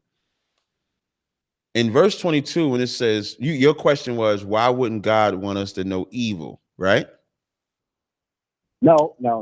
My question is, why would God not want Adam and Eve to know that they were gods, or to become one of us, as he says in Genesis 3:22. Right. Well, the reason why I'm saying good and evil, because that's what he said. Like in that verse, it says the man has become one of us to know good and evil. Correct. So now, before they ate or learned this knowledge, they did not know evil. They only knew good. Now I'm gonna give you the truth so that I can give you the answer. Okay. So now, before this serpent came, they was given instructions. That's what the breath of life is. That's why I didn't want to go on that just now. When Adam was given the breath of life was instructions on what to eat, what not to eat, what laws to keep, what laws not to keep, how to worship that Most High, how not to worship that Most High. And he was only supposed to learn that. That's why he was placed in that garden, which is just a city or a nation. And as long as he did not follow the culture of the other nations, he was fine. And so here comes the serpent. And so all he knew was how good it was to be in Eden. Eden was his homeland. Eden was his city. He was able to live and everything. And he was listening to his father, just like a son is supposed to. The daughter, which was Eve, or his wife, was listening like she was supposed to. So then the serpent comes and says, you ain't gonna die if you don't eat it. You'll live, but you'll become a god. You're gonna know good and evil. And then they thinking they're gonna get this higher wisdom, as you say. They think that it's good to learn this knowledge because they're gonna get this extra wisdom, as you said, and they're gonna become gods. So now we, of course, know the curses that happen, which we'll touch on them in a second. But in verse 22, it says, and the Lord God said, behold, the man is become as one of us to know good and evil. Now, lest he put forth his hand and take also of the tree of life and eat and live forever. The reason why he didn't want them to learn is the reason why no father wants their child to ever experience crack. Is the reason why no father wants their daughter to ever experience being a whore, because then they're going to find out how evil it is. The knowledge of good and evil is, before your child smokes crack, they know how good it is not to smoke crack, even though they've never smoked it.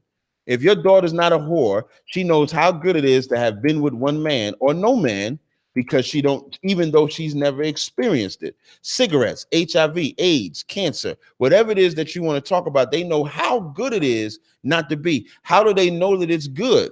Because they're seeing the destruction that everybody else is experiencing, or they're seeing the pain that everybody else is experiencing from doing something that they've never done.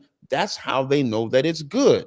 So what God did not want Adam and Eve to know was how evil it was going to be to not live in Eden no more. How evil it was going to be for not only Eve to give birth, but for her generation of women to give birth. God didn't want Adam to know how evil it was going to have to be to till that ground, to have to fight the so-called white man since this point.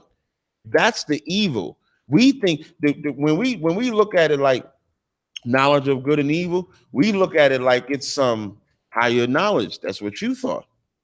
But it's no different than if you train your son or your daughter to follow your instructions. You're training that because you're protecting them. You don't want them to have the knowledge of the evil, of how evil it is to smoke cigarettes, that it could cause cancer. You don't want them to have that knowledge, so you put it in their brain. Now, when they go against that, you punish them for it. That's why verse 23 says, therefore the Most High sent him forth from the Garden of Eden, because now that he knows the knowledge of the good and evil, and he knew how good it was to listen to the Most High, how evil it was not to listen to the Most High, you know what he was going to do? Stop being evil. And the Lord wanted to punish him for what he did. That's why they put him out of the garden. That's why they don't want it. That's why the Lord did not create us or give us the position that we was in so we can learn how evil it is to be against us. He don't glorify in punishing us. He glorifies in healing us. He glorifies in putting us in a position to be in power. So that answers your question. Now, my question I had asked before you wanted that answer was, you said that the God that told him not to eat the tree of life, the serpent, was wiser than him. So my question to you is, correct. My question to you is, I'll broaden it. Why did Eve, Adam, and the serpent get punished by that same God if the serpent was stronger or more powerful than that God? That's my question. Indeed, easy. The God, the creator of Most High, punished Adam and Eve because he knew that's that not the my God question. inside of them Can I repeat my question? Greater. Can I Go repeat? ahead. Can I repeat? Go I want to ahead. repeat my question one more time. You said, yes, sir. Go ahead. You said that the God that told him not to eat the tree was strong, excuse me, was weaker than the serpent. You said that the serpent was more wise, more powerful than the God that told him not to eat the tree of life. So my response was, if that God was more powerful or that God had more wisdom, that would mean he was right. So why was my God able to punish that serpent that you said was more powerful, more smarter, Adam and Eve, and it continues to this day? That's my question. Why was my God able to do that to the serpent? Because the God of the Bible was the creator. The unknowable God, the inconceivable God came through in the form of the serpent to put humanity on game. You see, it came in the form of a serpent. So now I'm going to tell the people, this is from the Nag Hammadi Library, which is some Gnostic text that you can PDF online. You can do your own research. Yeah, this is some weed and high shit. And if you look at the Apocryphon of John, it goes into this creation story. And you'll find out that a white man wrote that. You do realize that you're not answering my question. Hold on. Let me get it in. The unknowable God. The unknowable God came in the form of a serpent, but that doesn't mean that when she came in the form of a serpent, that it was more powerful. Once again, you said, but you said put him up on game.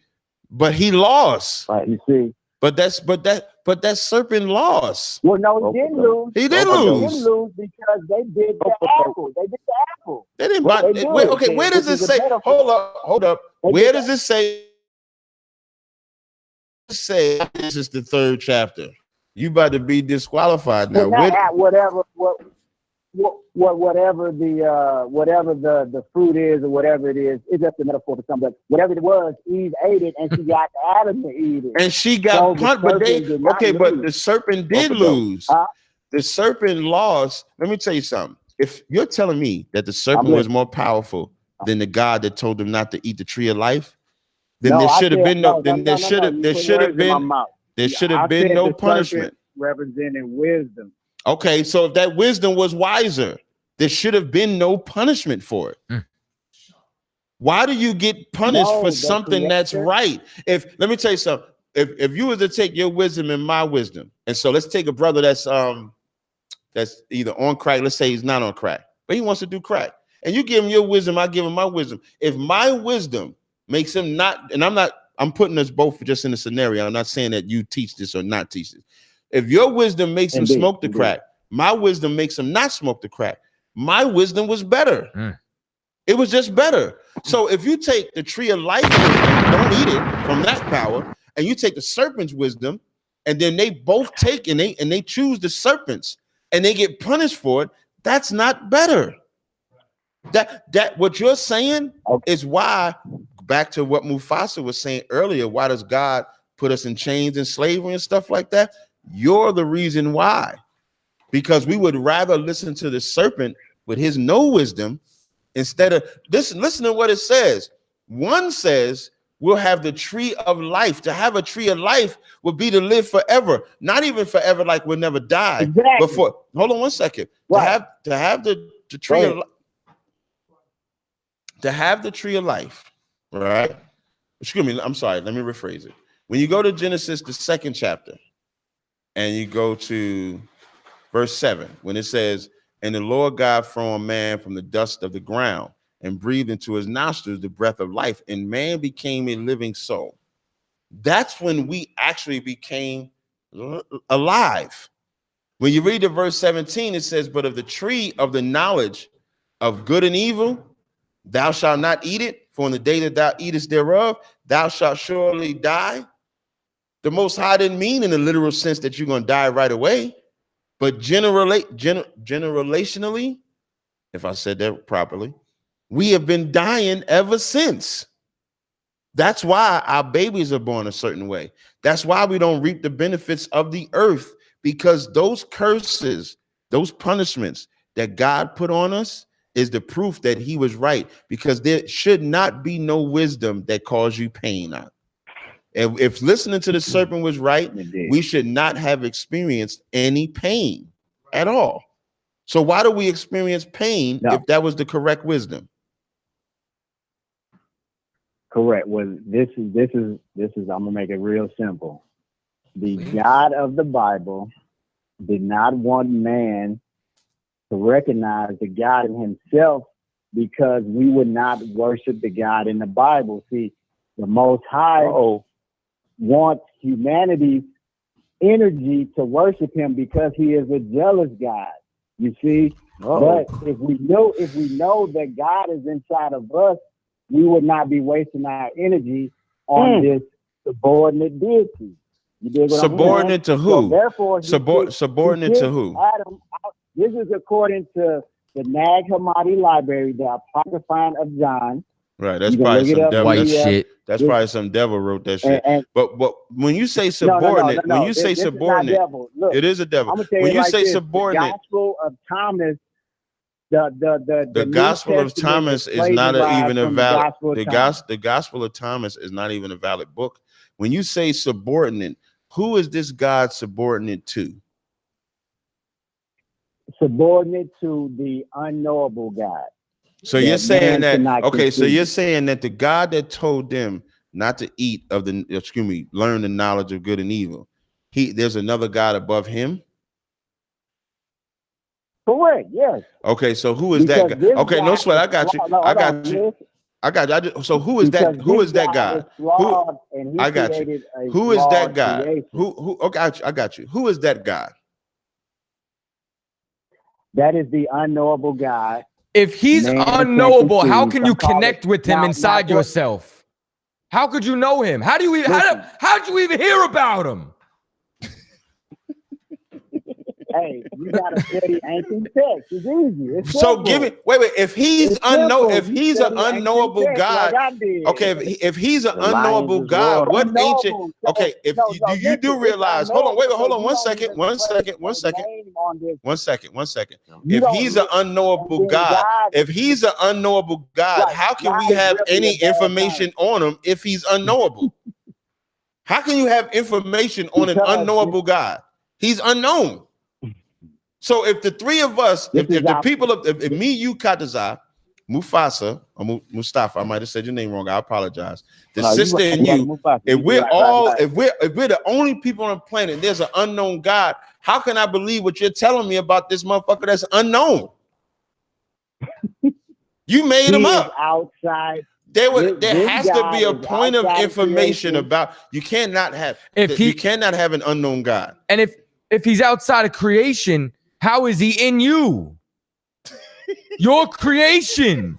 But you were created by the same one who's under this knowable one, but still was able to punish you and the serpent, brother. I gotta. Hey, you know what's the name of y'all show? Hold on. Hold on. No, hold the fuck. Do you? Yo, listen. Do you smoke weed? Do you get high? Do you puff lie?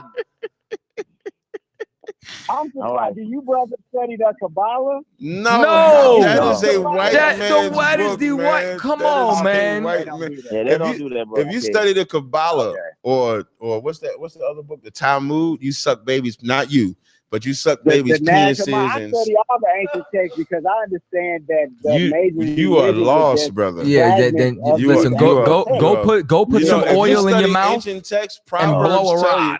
Proverbs tell you, beware, my brother, of making many books. Studying is weariness of flesh. With all them ancient texts, you should have came up with a name of this unknown cat. Right. I just want to know his name. It doesn't need a name. It don't need it. How can you connect with something that you don't? How can you connect with something that you don't? So how do you know? Okay, but how do you even recognize it? How do you even recognize it? How do you even know that's him when you connect with him? Like, I don't know this guy. This stranger danger. Like you go, the serpent helped you wake up, and it's like, yo, who is this nigga in me? Hold on, man.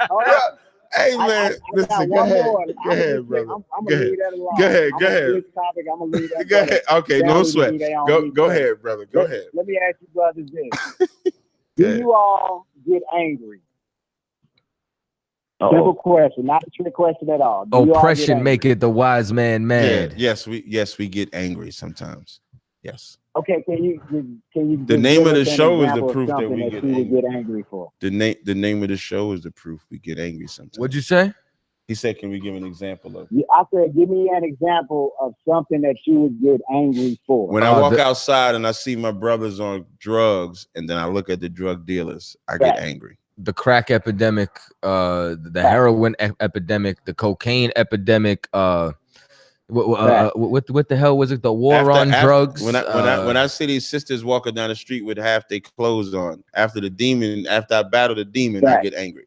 When Black Panther makes over $1 billion and after brainwashing all people. 10. Yeah. When I see RBG Hebrew Israelites, I get angry. You understand?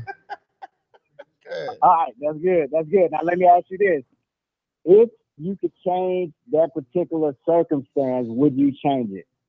That's why we go outside and teach. That's what we fighting for. That when you see these brothers in this room with me, when you see these brothers in the room with me, when we go out, when you come to any of our events, you see our brothers and sisters. That's exactly what you see, and that's doing something about our anger. We love that in you, brother. I appreciate. I love that in you. Now, okay. Understand this. Why would God get angry at his creation for disobeying the law? So he's getting angry because he obviously has no power to change them. He don't have kids. You see, the power is in man. So for us to be, let me ask you something. So let me ask you something. Okay, power is in us. I got you. So let me ask you. God is getting angry because he can't do anything about the situation down here. Hey, do you have children? Hey, do you have children? Yes, I do. I got 3. That's okay. No sweat. I'm actually surprised they have kids. When I've heard this question asked, like I've actually heard this question asked before, like why would God get angry at his creation? You know, our kids ain't asked us to create them either. They say the same. Like this children, this father-son relationship that we keep bringing up. You notice it actually damn near fits every single category that we bring up, because the questions that you ask, that y'all have asked so far, have all fallen under that category. Children always say, I didn't ask to be born here. Y'all made me. Now, the Most High is all powerful, but he didn't create puppets. It's almost like you would want God to be a puppet master to control where you walk, control. Why couldn't he just create? What's wrong with that? I'm going to tell you what's wrong with that. He should be able to tell us what to do and what not to do. And we should do it if we love them. Your kids, you don't want puppets. I don't want. I have 3. 1, 2, 3. Yeah, I got 3 girls. Right? I don't want to control them. My oldest is 16. No. Let me finish. Let me finish. Let me finish, because this answers your question. You said, why would he give us laws? Why would he do this? Why would he do that? The Lord, just like any father, does not want to does not want to have that type of control. He wants to be able to tell you what to do, and you don't do it because that's your father. You don't do it because he has the right to bless and he has the right to punish. That's all he wants. So the same thing. Captain. Let me ask you this, bro. If your child has a fork and she's about to go to the socket, you tell her if your child has a what? If your child has, she's going to the socket, are you gonna let her go to the socket? If I'm gonna go to what? No. You got to tell me. You got to tell me. Slap it out of her hand. Wait, you saying if she's going to the what? To the socket. The electric socket. If she has a metal fork and she's going to an electric socket, and you tell your child, she's 3, 4 years old, you tell her, no, baby, don't stick that fork in that socket. Right. Are you going to let her stick that fork in that socket? No, I'm not. No, but Exactly. you know what? Here's the problem. Exactly. There's a snake in your house saying, yeah, it's all right. Your daddy don't want you to know what'll happen if you stick that fork in that socket. You understand? And you know what happens when she sticks that fork in the socket and doesn't listen to you? She finds out the difference between good and evil. Again, y'all want. I think y'all want. I think what y'all want. What y'all want. The Most High sit there and watch. The Most High sit there and watch the snake tell the baby to do it. Now, what y'all want? Prevent your baby from doing it, you're going to do it. If I teach my daughter, use that same scenario. If I teach her not to stick that fork in the socket, I've trained her. I've taught her. Now, if I leave the house and she stick that fork in the socket, that's on her. But I've trained her. That's like when we out there teaching, right? We always say, let's say if you take a cat and he's a drug dealer and you look at the parents and then you find out if the parents was drug dealers, you say, you see, that's why he ended up that way. But now if the parents raised him right, then it's not the parents' fault. Well, our God gave us rules, instructions, and laws. That here's the interesting part. Everybody has had their hand on that Bible. When we say you ain't supposed to eat pork, shrimp, crab, and lobster, you ain't supposed to celebrate Christmas, you ain't supposed to celebrate Easter, you ain't supposed to have no. Everybody knows that comes from the Bible. Everybody knows of the laws that God gave, but everybody blatantly disrespects them laws. So how much disrespect is the father supposed to take before you just get punished? Like what you're seeing in 2018 is a total amount of our blatant disobedience, even up until this day. So like, it's not like in the beginning where we was allowed to make a mistake and then repent. We get forgiven and get the land back. Then we make a mistake again, get the land back, make a mistake again, get the land back. And then the punishments had to come because we was not getting the point.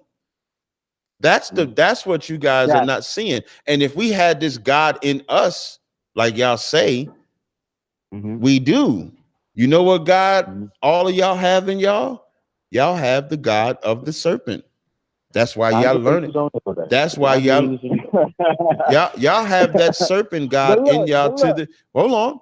Y'all have that serpent God in y'all to this day, and y'all are learning that evil every day. Y'all don't want to learn the good because to learn the good, you got to serve the power that was better than the serpent. But you think the serpent's wisdom was better.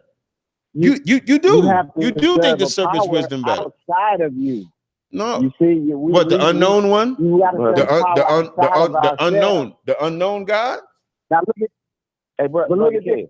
Check this out though. Check this out real quick. You seem to know a lot about a nigga who unknown. Yeah, I want to know what is the unknown happy? Hold on. Is the unknown happy, right? Is the unknown happy with us right now? That's what I want to know. Is this unknown God? The unknown, it doesn't have feelings. It doesn't have feelings. This is so I'm gonna ask you the question. I'm gonna ask you the question. There was a question that I asked Mufasa last week. And he didn't answer. Well, he gave a retarded ass answer. So now this unknown God or this serpent, why does this unknown God or this serpent have us in this condition? If you're saying that the God of the Bible is wrong, but the serpent was right, and this unknown God is right, if all of this is right, how come what's written in that book describes us to a T? Or why are we the ones in this position and no one else? Where's your God? Where is this God? Exactly. Like, why are we in this position? And when I ain't talking, you're gonna have to walk me down. No, I'm gonna give you the floor. I'm gonna give you the floor. Go ahead. You're gonna have to walk me down because you can't tell me about 2018. You got to tell me why was we able to go in these chains and all of this other stuff based on this unknown God and this serpent? Like the comparison, like why is this happening to us and nobody else? Why we don't only get punished? Got you. Because we fell asleep and started worshiping gods that are lesser than us. You dig what I'm saying? And when the white man came in, he took the place of the Most High God of the Bible, and he's doing everything the God in the Wait. He's destroying cities. Okay, wait. He's doing vengeance against. Wouldn't that prove?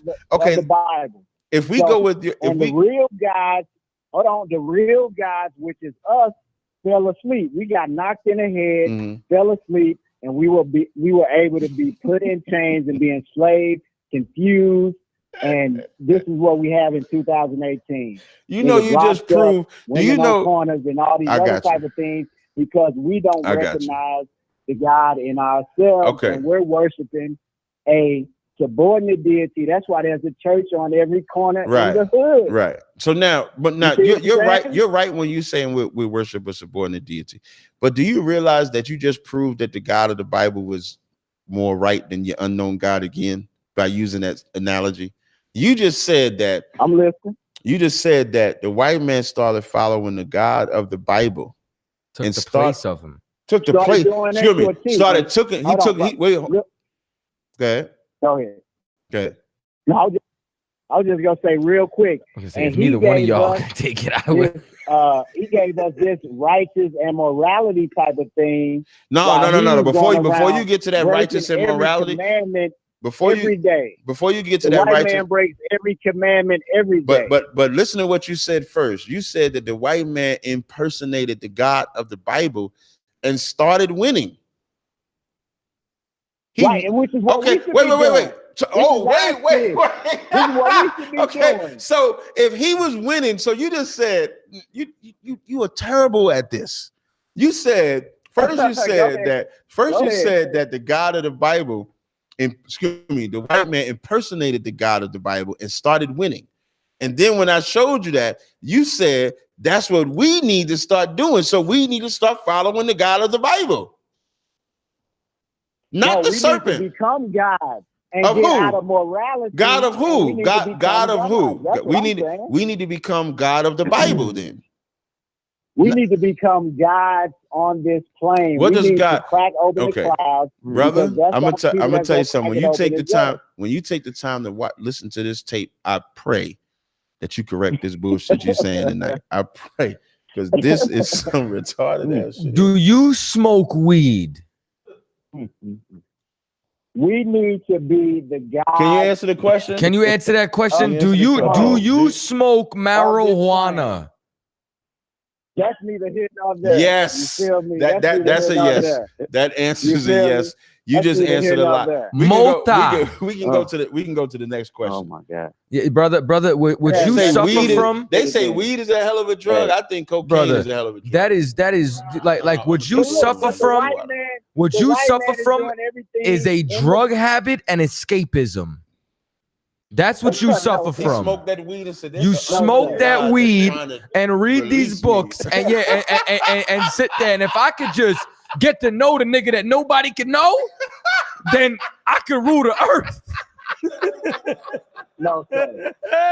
That's better than waiting on the crowd to crack instead of taking it into your own hands. Listen, man. Listen, can we? I want to give. I think I gave Mufasa. I gave the weed head. I gave them both time. I want to give the sister. I want to see if the this sister nigga high right now. He's smoking while he talking. He pulling. Sis, did you have a question, or do you want us to just deal with the brothers?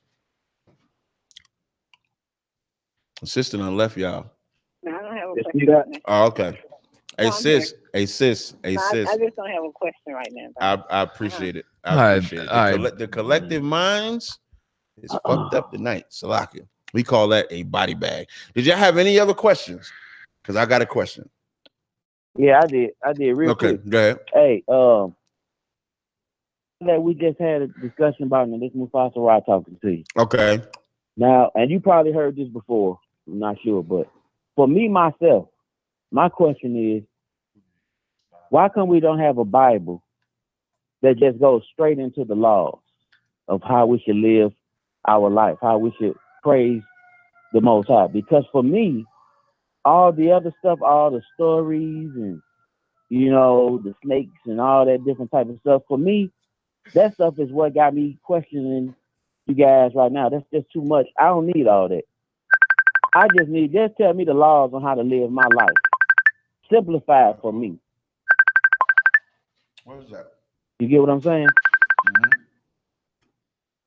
Mm-hmm. I'm not ringing. Hello? No, that was my Yeah. Oh, okay. That was my Facebook. Because this is a God of confusion. Okay. Okay, so now you said why we don't have a book that tells us how to live.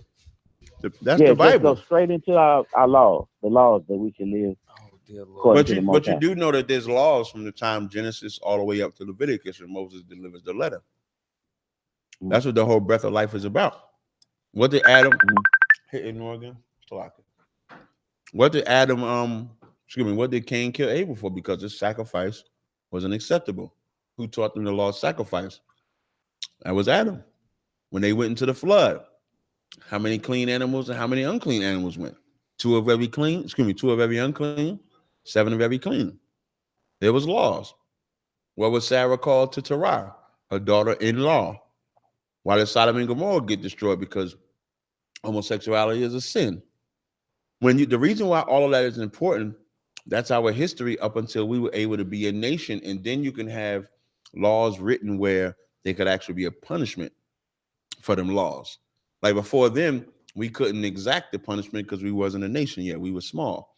So when you're saying you're looking for something that give us instructions, the instructions are right there.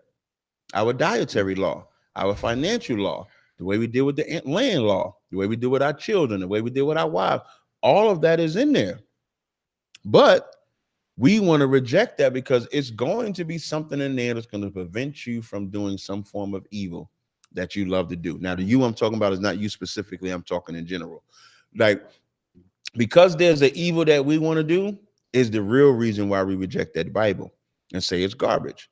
So now my question to you is, you follow after Islam, correct?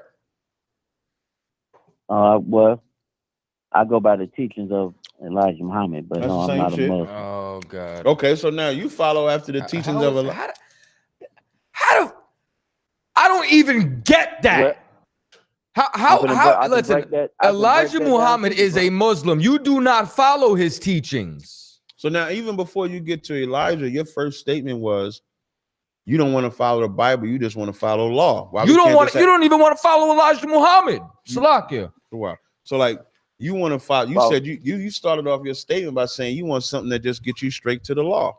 So show me where Elijah Muhammad gets straight to the law. Body bag. Well, I can tell you, I can go into Body you said, a program.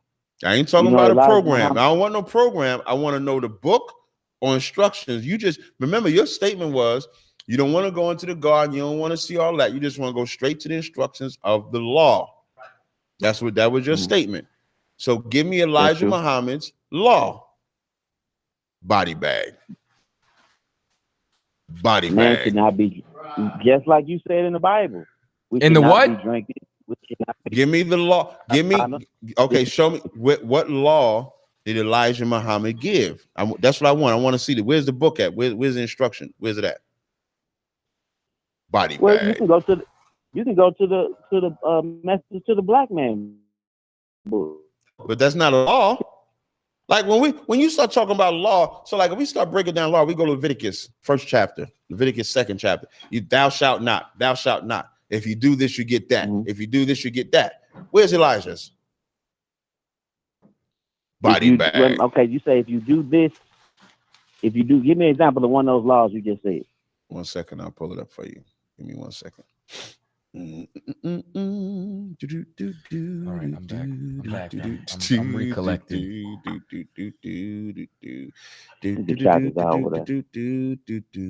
Just trying to find a good one I want to find.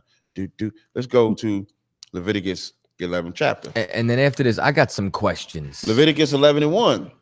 And the Lord spake unto Moses and Aaron, saying, speak unto the children and saying, these are the beasts which ye shall eat, all the beasts that are on the earth, whatsoever part of the hoof and is cloven-footed and cheweth the cud among the beasts that ye shall eat. Nevertheless, ye shall not eat of them that chew the cud, of them that divide the hoof, as the camel, because he cheweth the cud, but not divided the hoof. He is unclean to you. I'm gonna give you one more.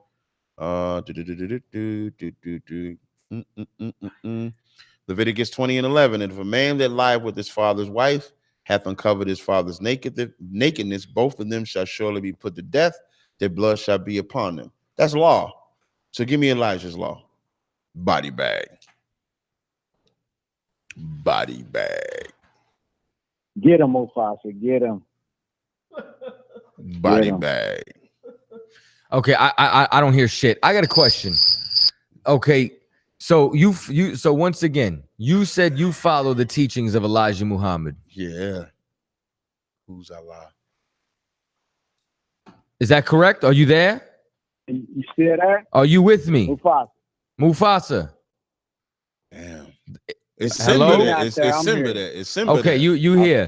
I think y'all running from my information. I think y'all running. So you said running from my information. Running from what? Listen, don't run from these questions. All right, focus.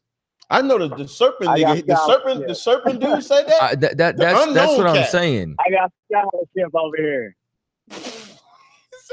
Yo, man. Where you meet these cats at, Kadazar? Yo, man. The internet. Look, check this out. There's some scholarship out here that say Paul was a part of the mystery system. He plagiarized the New Testament. He wrote under an alias, and his real name was I.S.U.P.K.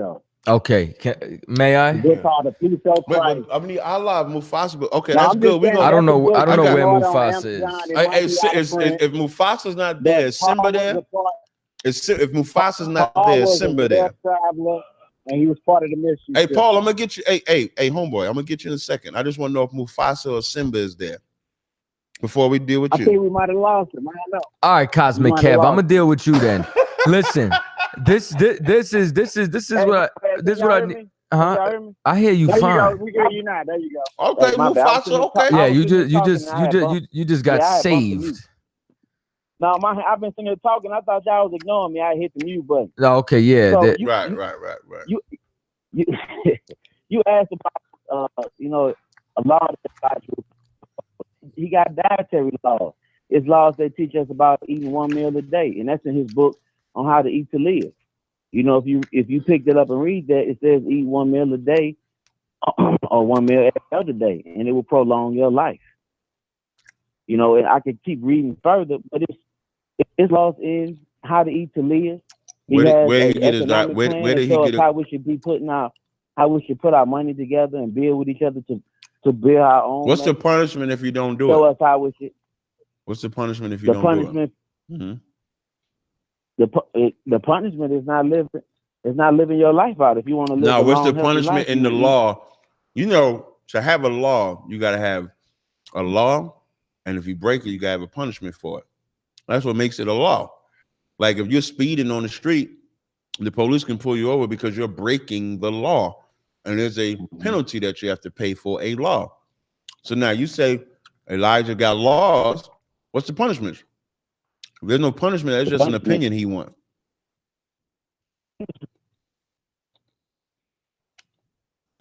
It's not a law. Right. So what's the punishment for breaking God's law? Or the Most High law? You don't see blacks and you don't see black people today? That's a punishment. That's the same as breaking. That's the same as breaking Elijah Muhammad's law. No, it's not. It's the same thing. No, it's not. Where does it say if we break? Where does it say, for example, if you are homosexual, you shall die, right? And we know black people number one. We know black people number one in AIDS from that homosexuality, right? So where's the punishment? We know that. Where's the punishment? Then it's not a law. It's not a law. He didn't give no law. All he did, this is what Elijah did. Elijah just gave his opinion that he learned from a white man who was Fard Muhammad. Ask Elijah's son if Fard Muhammad was a white man. So you want us to follow Elijah Muhammad to go right back to Allah, who's a white man. Allah is Fard Muhammad according to the Nation of Islam's teachings. According to Elijah Muhammad. And if Fard Muhammad is Allah, then you are praising a white man. That's law. That's law. You're saying the program. What I'm saying is you run from the Bible and try to say that's a white man's book, but you follow Allah. If I'm not mistaken, I'm gonna give you the floor in a second. I'll give you the floor. You said you follow his teachings. That's what you said. Now, before you said about the Bible. Hold on, I'm gonna give you the floor in a second. When I listened to the show that you had with Katazai, You said wasn't no baby came out with no Bible strapped to his ass. I'm saying it in a vulgar way. That's what you said. But yet, that's true. But yet, you follow the teachings of a man by the name of Elijah Muhammad. A book called A Message to the Black Man, which comes from a white man. Which all of his teachings come from a white man. Prophet Muhammad's a white man. So before you can talk to me about the Bible, you're gonna have to try to justify how can your God, because that's what Allah means God, just like which really in reality, when we say the word God, it just means angel, messenger, authority. That's why we refer to the Most High as the Most High God, because there is no power above him. But in Allah, in Arabic language, Allah means God. So every time you say Elijah and you follow Elijah and Elijah follows Allah, which is a white man, you're following the white man. Allah is not a white man. Allah is so who's Fard Muhammad? Who's just a messenger? That's not what Elijah Muhammad said. Elijah Muhammad called him. Elijah Muhammad called him God. Yes or no? I'm asking. I'm not asking for your 2018 remix. Did Elijah Muhammad refer to Fard Muhammad as Allah? He's your version of Christ. I'm asking a simple question. Did Elijah? It's a yes or no. We don't call Jesus God. We don't call Christ God. When they tried to call, I like that. No sweat. I like in that. the scriptures, Christ said there is only one good but God, which he separated himself. So again, did Elijah Muhammad call Fard Muhammad God? Yes or no? It's a simple question.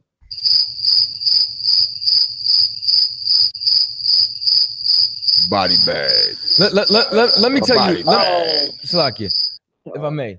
Body bag. Let me tell you the real problem here, Mufasa. All right. You follow your goddamn self. You don't follow Elijah Muhammad. No. If you followed Elijah Muhammad, you understand, you would be in the FOI right now under Farrakhan. You understand? And if you were to follow Farrakhan, you wouldn't have no Khalid Muhammad as your goddamn profile picture because he kicked him out the goddamn nation. You just pick and choose whatever it is that you want to follow. You understand? Because if you actually followed Elijah Muhammad, Fard Muhammad would be your God.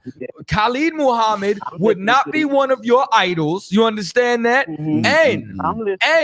And no, of course you're listening to me. You're gonna hear this good. Somebody said the sister is the smartest one because she said her name is Bennett and she ain't in it.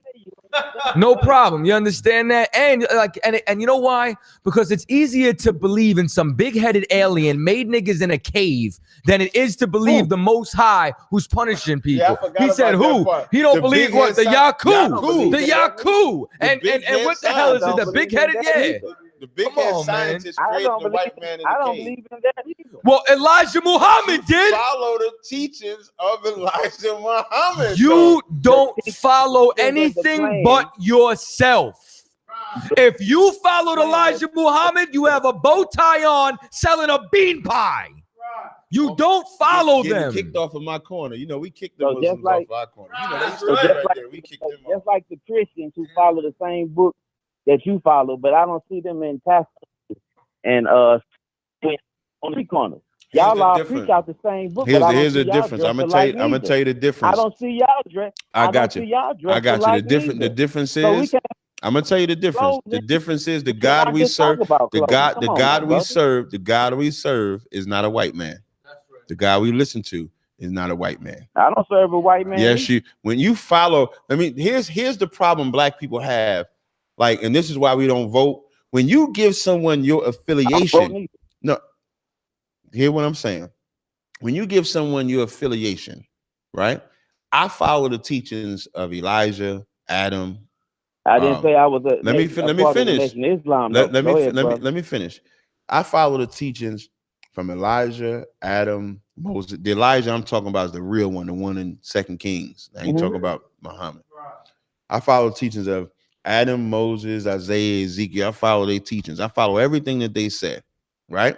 Do that. And I can stand on that because that's of truth. So now, when you say something like you follow the teachings of Elijah Muhammad, you have to now stand on everything that he says. You can't be. This is why we call everybody Christian or politicians. This is why I brought up the voting thing, because I remember a time when Barack Obama was running for office and people voted for him and they said, well, I only voted for him because he's black. But you're giving them your affiliation. How can you affiliate with somebody and then pick and choose what you're going to be down with? You're either all the way in or all the way out. That's why you go ahead. Go ahead, bro. No, you got it. No, go ahead, brother. See, the part that why you say that is because, like you say, your affiliation is to the Bible. That locks you. No. My affiliation is to the truth. And I believe that Bible is the truth. You don't believe Elijah Muhammad is the truth. That's why you won't stand on everything. So why stand on any of it? Let me tell you. So I used to be a Christian. So for 30 years, I was a Christian. It is the teachers in there for us. No, it's not. If you can't believe everything that Elijah Muhammad said will fix us, then you shouldn't believe nothing. From Genesis to Revelation, that's the blueprint to salvation for blacks, Hispanics, and Native Indians. That's our blueprint. And I see it work. Right, and Khalid said that. Khalid Muhammad said that. Khalid Muhammad did say that. Khalid Muhammad did say that. He sure did. I remember he said, I got it on tape. I'll get the minute marker, 17-minute marker into the conversation. He said that Bible is the reason blueprint. I don't lock myself into one particular doctrine is because like Kadazai said, you want to serve yourself. Because you really want to serve yourself. So as long as you're serving yourself, you'll read something you don't like. Oh no, that's bull crap. You faking the funk, bro. I can't listen to that. I can't do that. That's the problem with black people. Black people don't want to be what's called. You know what black people need? You know what black people need? Black people need to be fenced in, and we don't want to be fenced in. That's why I'm with that, but the teachings of Elijah say the same. No, it don't. No. The teachings of Elijah is going to lead us to worshiping two people. It's going to lead us to worshiping Arabs, because that's an Arab religion.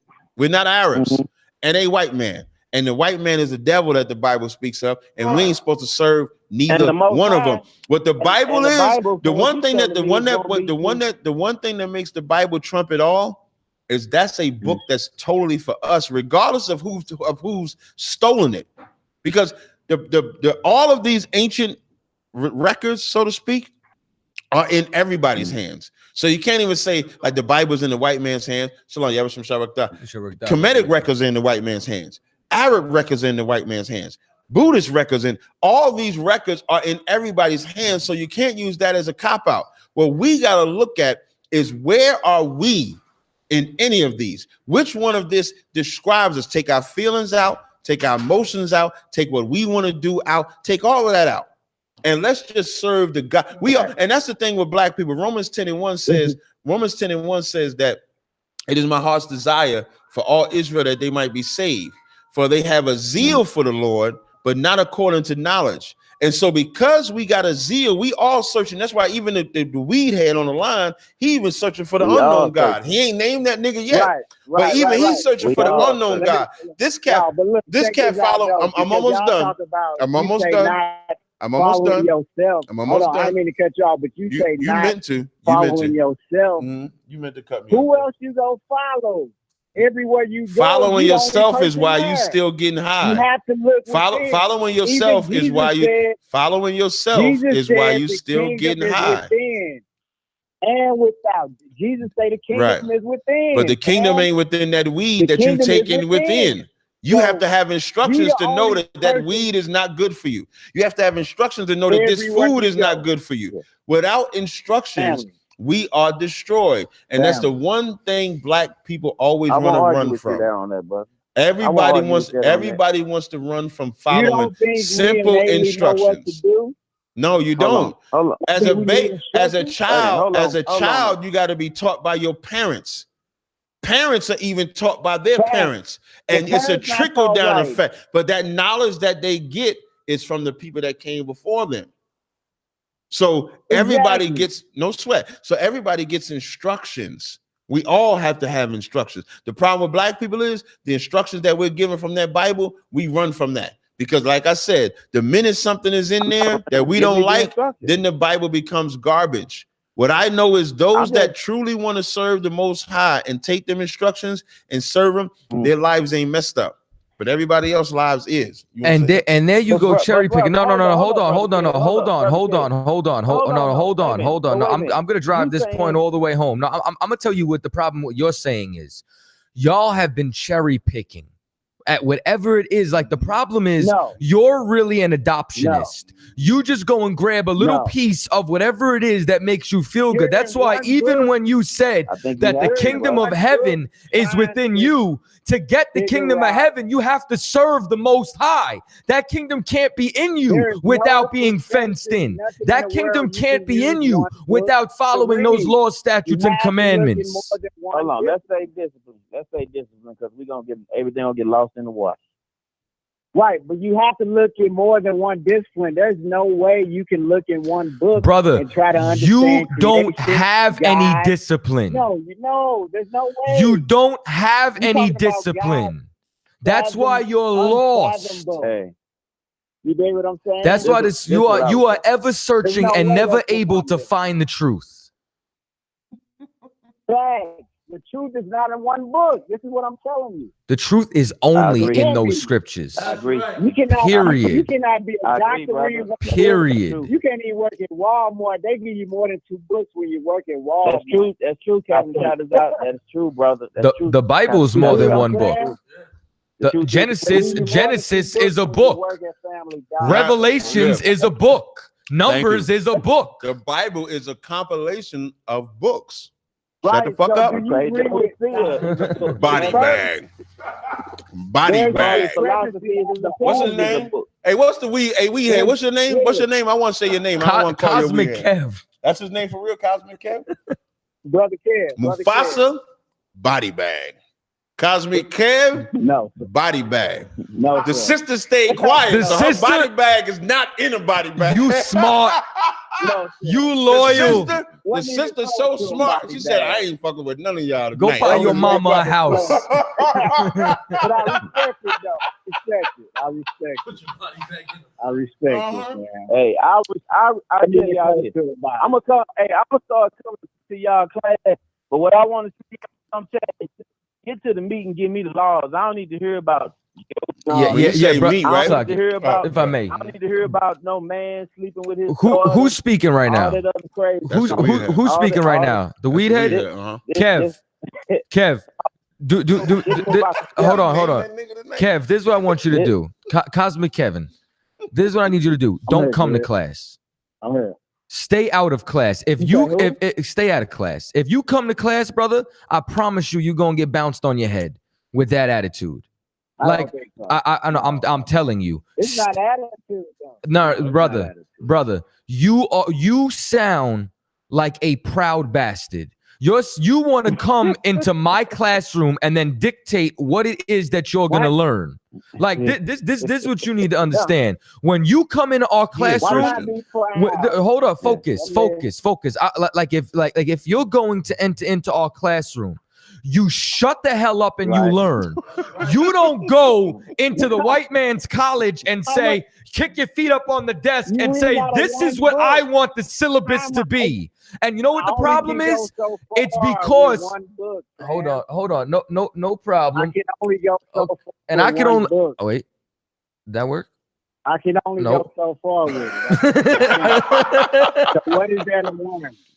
I need you to focus. I need you to focus. I need you to focus. A moment ago, you even said something's gonna get lost in the sauce. Let me help you out. Yeah, that's right. That was me. That was Mufasa. Okay, no, that was Mufasa. All that. Okay, let me help you out. The problem is you have too much love and respect for white people. That's why you study the Kabbalah. That's why you study all their mystic garbage. And that's why if you went into a white man's education system, you would just take what the fuck he gave you and you would shut your goddamn mouth to get your diploma. But you want to come into our school ran by black men and tell us what the hell you want to learn? This is what you do. You humble your goddamn self. You shut your mouth. and then after you shut your goddamn mouth, you'll learn something. Brother You're giving me a wrong interpretation of the Hold up, brother Ken. Hold on. Let's have that speak. The line, he's shaking the mane. No, I'm saying his line mane is shaking. So let him. If you're giving me a Greco-Roman interpretation of Christ, no, I can't accept that.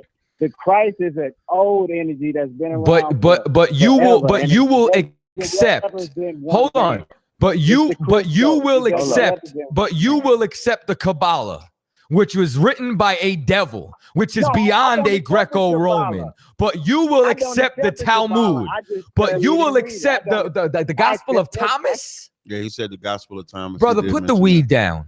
He did mention put the goddamn weed down. That's what you need to do. You need to fast from weed. You went on a water fast. Stop smoking weed for 90 days. Elijah said, "Put the weed down and the drink." For what? And did you do it? For what? No, because you don't follow Elijah. This is not more. I don't deal with moralism, fam. I see some cups. I don't deal with Elijah also said to worship Allah, who's a white man. You know what I'm saying? Moralism is for the masses. You dig what I'm saying? Moralism is for the masses. I don't deal with that. As an occultist, I don't deal with that. Like, if you want to smoke, you should smoke. If you want to drink, you should drink. You dig what I'm saying? Because you worship. Now, who taught you that? Did the unknown God teach you that? You dig what I'm saying? Did the unknown God teach you that? Thousands of years ago, when the unknown God was formed, did he teach you that? Smoke what you want to smoke? So if you feel did he teach that to you? You I'm asking a question. Who taught you that? You dig what I'm saying? Who taught you that? Who taught you that? Did you smoke what you want to smoke? Who taught you that? Red man or the unknown God? No, I don't say you smoke what you want to smoke. I mean, you just said that. Come on. You just said that. Hey man, hey, y'all need to reevaluate this cat. He might have smoked a bag of that. Come on now. Hey brothers, let me ask y'all. Can I read something to y'all real quick? Nah, you can't. Well, it's 11:50. It's 11:52 now. So yeah, I know. I know the time almost over. Yeah. So you said and y'all ain't answer one question. Not right. Not one. Not right. No, anyway. I don't think you said that's Mufasa. Hey, Mufasa. Brother, You said you wanted to read I want to something. try to read something to the brother. Okay, go ahead, read it, bro. Go ahead. Okay, now just tell me what y'all think about a different explanation of God and how we got here. Okay. Now I'm not saying this is truth or whatnot. I'm just throwing this out there. You tell me what you think. Okay. Now we would agree that there's only one being, which is God, right? Well, we that being is God. Well, everything in creation is an expression, raw particle or element of the God body. Prior to creation, the Creator existed as itself, pure intelligence, infinite potential, unused power. You see what I'm saying? Yeah, you sound like a good FOI member right now. But go ahead. I didn't hear you, bro. I'm sorry. I said you sound like a good FOI member right now, but go ahead. I'm not an FOI member, bro. You sound like him, though, but go ahead. So, our ancestors referred to their Creator in this state as zero. So that's like zero potential. Nothing is moving. Okay. The Creator willed itself out of this state into a state of action or creation. Creation is the Creator in action. Therefore, creation no time. You're breaking up. Before creation, you kind of breaking up, bro. You kind of breaking up. All right, I was saying, can you hear me now? Yeah, we hear you fine now. Go ahead. Before creation, there was no time or material in existence. Basically, what I'm getting at is, before God was here in the beginning. God was here in the beginning. There was nothing but God. When God willed itself into existence, everything came from this God body. Planets, earth, people, animals, I need you to trees, get to the grass, point, though. Water, everything. I got everything came. We are all a particle. But just give me the point. Just give me the point, brother. We all make up the God body. I need the point. That's something that I've been. I'm sorry, say again. I wanted you to get me to the point. That's the point I'm making. That we all come from this God body. We all exist to express ourselves as a particle or a version of the creator. Hey, did that creator tell us what to do and what not to do? No, because it put laws. When I'm telling you about the laws of nature, there ain't no such thing as laws of nature. And those listen, laws of nature tell is how you what to do. Listen, laws of nature don't. You know what the law of nature tell you? The law of nature tell you if I want to sleep with this whore, my nature naturally feels good, so I'm going to do it. If I want to get high, like Kev said, I'm gonna get high. If I want to sell drugs, I'm gonna sell. That's natural. But that's not not. every, Let me finish. Let me finish. That's natural. That's why we need law. Because the law is for our protection. That's why I said black people need a hedge. We need to be fenced in. You know why we need to be fenced in? We ain't been fenced in for, let's say, the last 40 years. And look at how we lived. Look at how we've been with no law. Everybody runs from the laws of God, from the laws of that Bible. And when you start bringing them, you start hearing people say nature laws, laws of natural, or come up with some other concept. Meanwhile, we suffer. You know, when I see my people stop suffering, whenever they start following the laws of God, then I don't see that suffering. So it sounds good when you say we are particles or whatever. If we're particles, we're killing that God that you're talking about. I'm not even agreeing with that whole particle thing, but even if we went with that particle, we ain't got no power at all. Because if we're a part of a God, then we're a part of a machine, and that machine is supposed to run a certain way, and we're fucking up that machine because we're not listening and doing what that machine is supposed to do. So instead of going clockwise, we're going counterclockwise. We're not following nothing. We're the only people that don't want to follow no law. No law. White man, he don't follow the laws that we think he should, but he follow his one law. White people are above everybody else. We got to survive whatever it takes to do that. Black people don't think survival of black people. They think, what can I do to serve myself? That's why Kev said, if you want to get high, you get high. That's why you coming up with, you follow Elijah Muhammad. We start talking about fraud. I don't follow that. Like you shouldn't even have that power. Let me tell you, I don't have power to tell God what I want to do and what I don't want to do. I don't have that power. The only power I have, the only power I have, the only power I have is to obey that God. If I disobey, I suffer. If I obey, I don't suffer. But what about now with that, wait, just do me a favor. Just do me a favor real fast. Go ahead, bro. Because that's gonna be the last thing. I'd like to thank Mufasa, Cosmic Kev. Indeed. I'd like to thank the sister. Indeed. Thank you, brothers. We probably gonna have to get you on the show without these brothers. These brothers embarrassing you, sis. I feel bad for you. You come on the show anytime. With that, we put y'all in the body bag. Can we get the body bag one more time? Get the body bag one more time. Lick a shot. Hey, man, I'll rap with y'all later, man. No, sir. Indeed. Peace. All right, peace. Yo. I ain't never... Yo, I'm gonna just tell y'all like this. This is what I learned, right? This is what I learned tonight. That they have a God that they either don't know, who has no feelings, in which case he doesn't care that you went into captivity under the white man. You get what I'm saying? Like, he don't know you. Why is he gonna save you? Why is he gonna rescue you? You don't know him. You know what I'm saying? You don't know the nigga. He don't care what position you're in. And therefore you ain't never gonna be able to connect with him. Then we have the other one who believes he's a particle in this great being. You get what I'm saying? Can I deactivate my Facebook? And inside, again, no sweat. And inside this particle, you're still a slave. You understand? Mount Rushmore still exists. Those are still your slave masters. And in that particle, you got nothing to particleize yourself out of slavery. like this is what I'm saying. Like, y'all have no goddamn answers. Oh my God. Israel, we got a lot of work to do, man. Boot up or shut up. Boot up. With that, this is Cross the Line Radio, and y'all got put in a goddamn body bag. Body bag. Body bag. Shalom. Oh, wait. Forgot something. Midwest Barbecue. June 14th to 16th, the whole weekend, you understand? I.S.U.P.K, Commander General Yohanna, Midwest Barbecue going down in Detroit.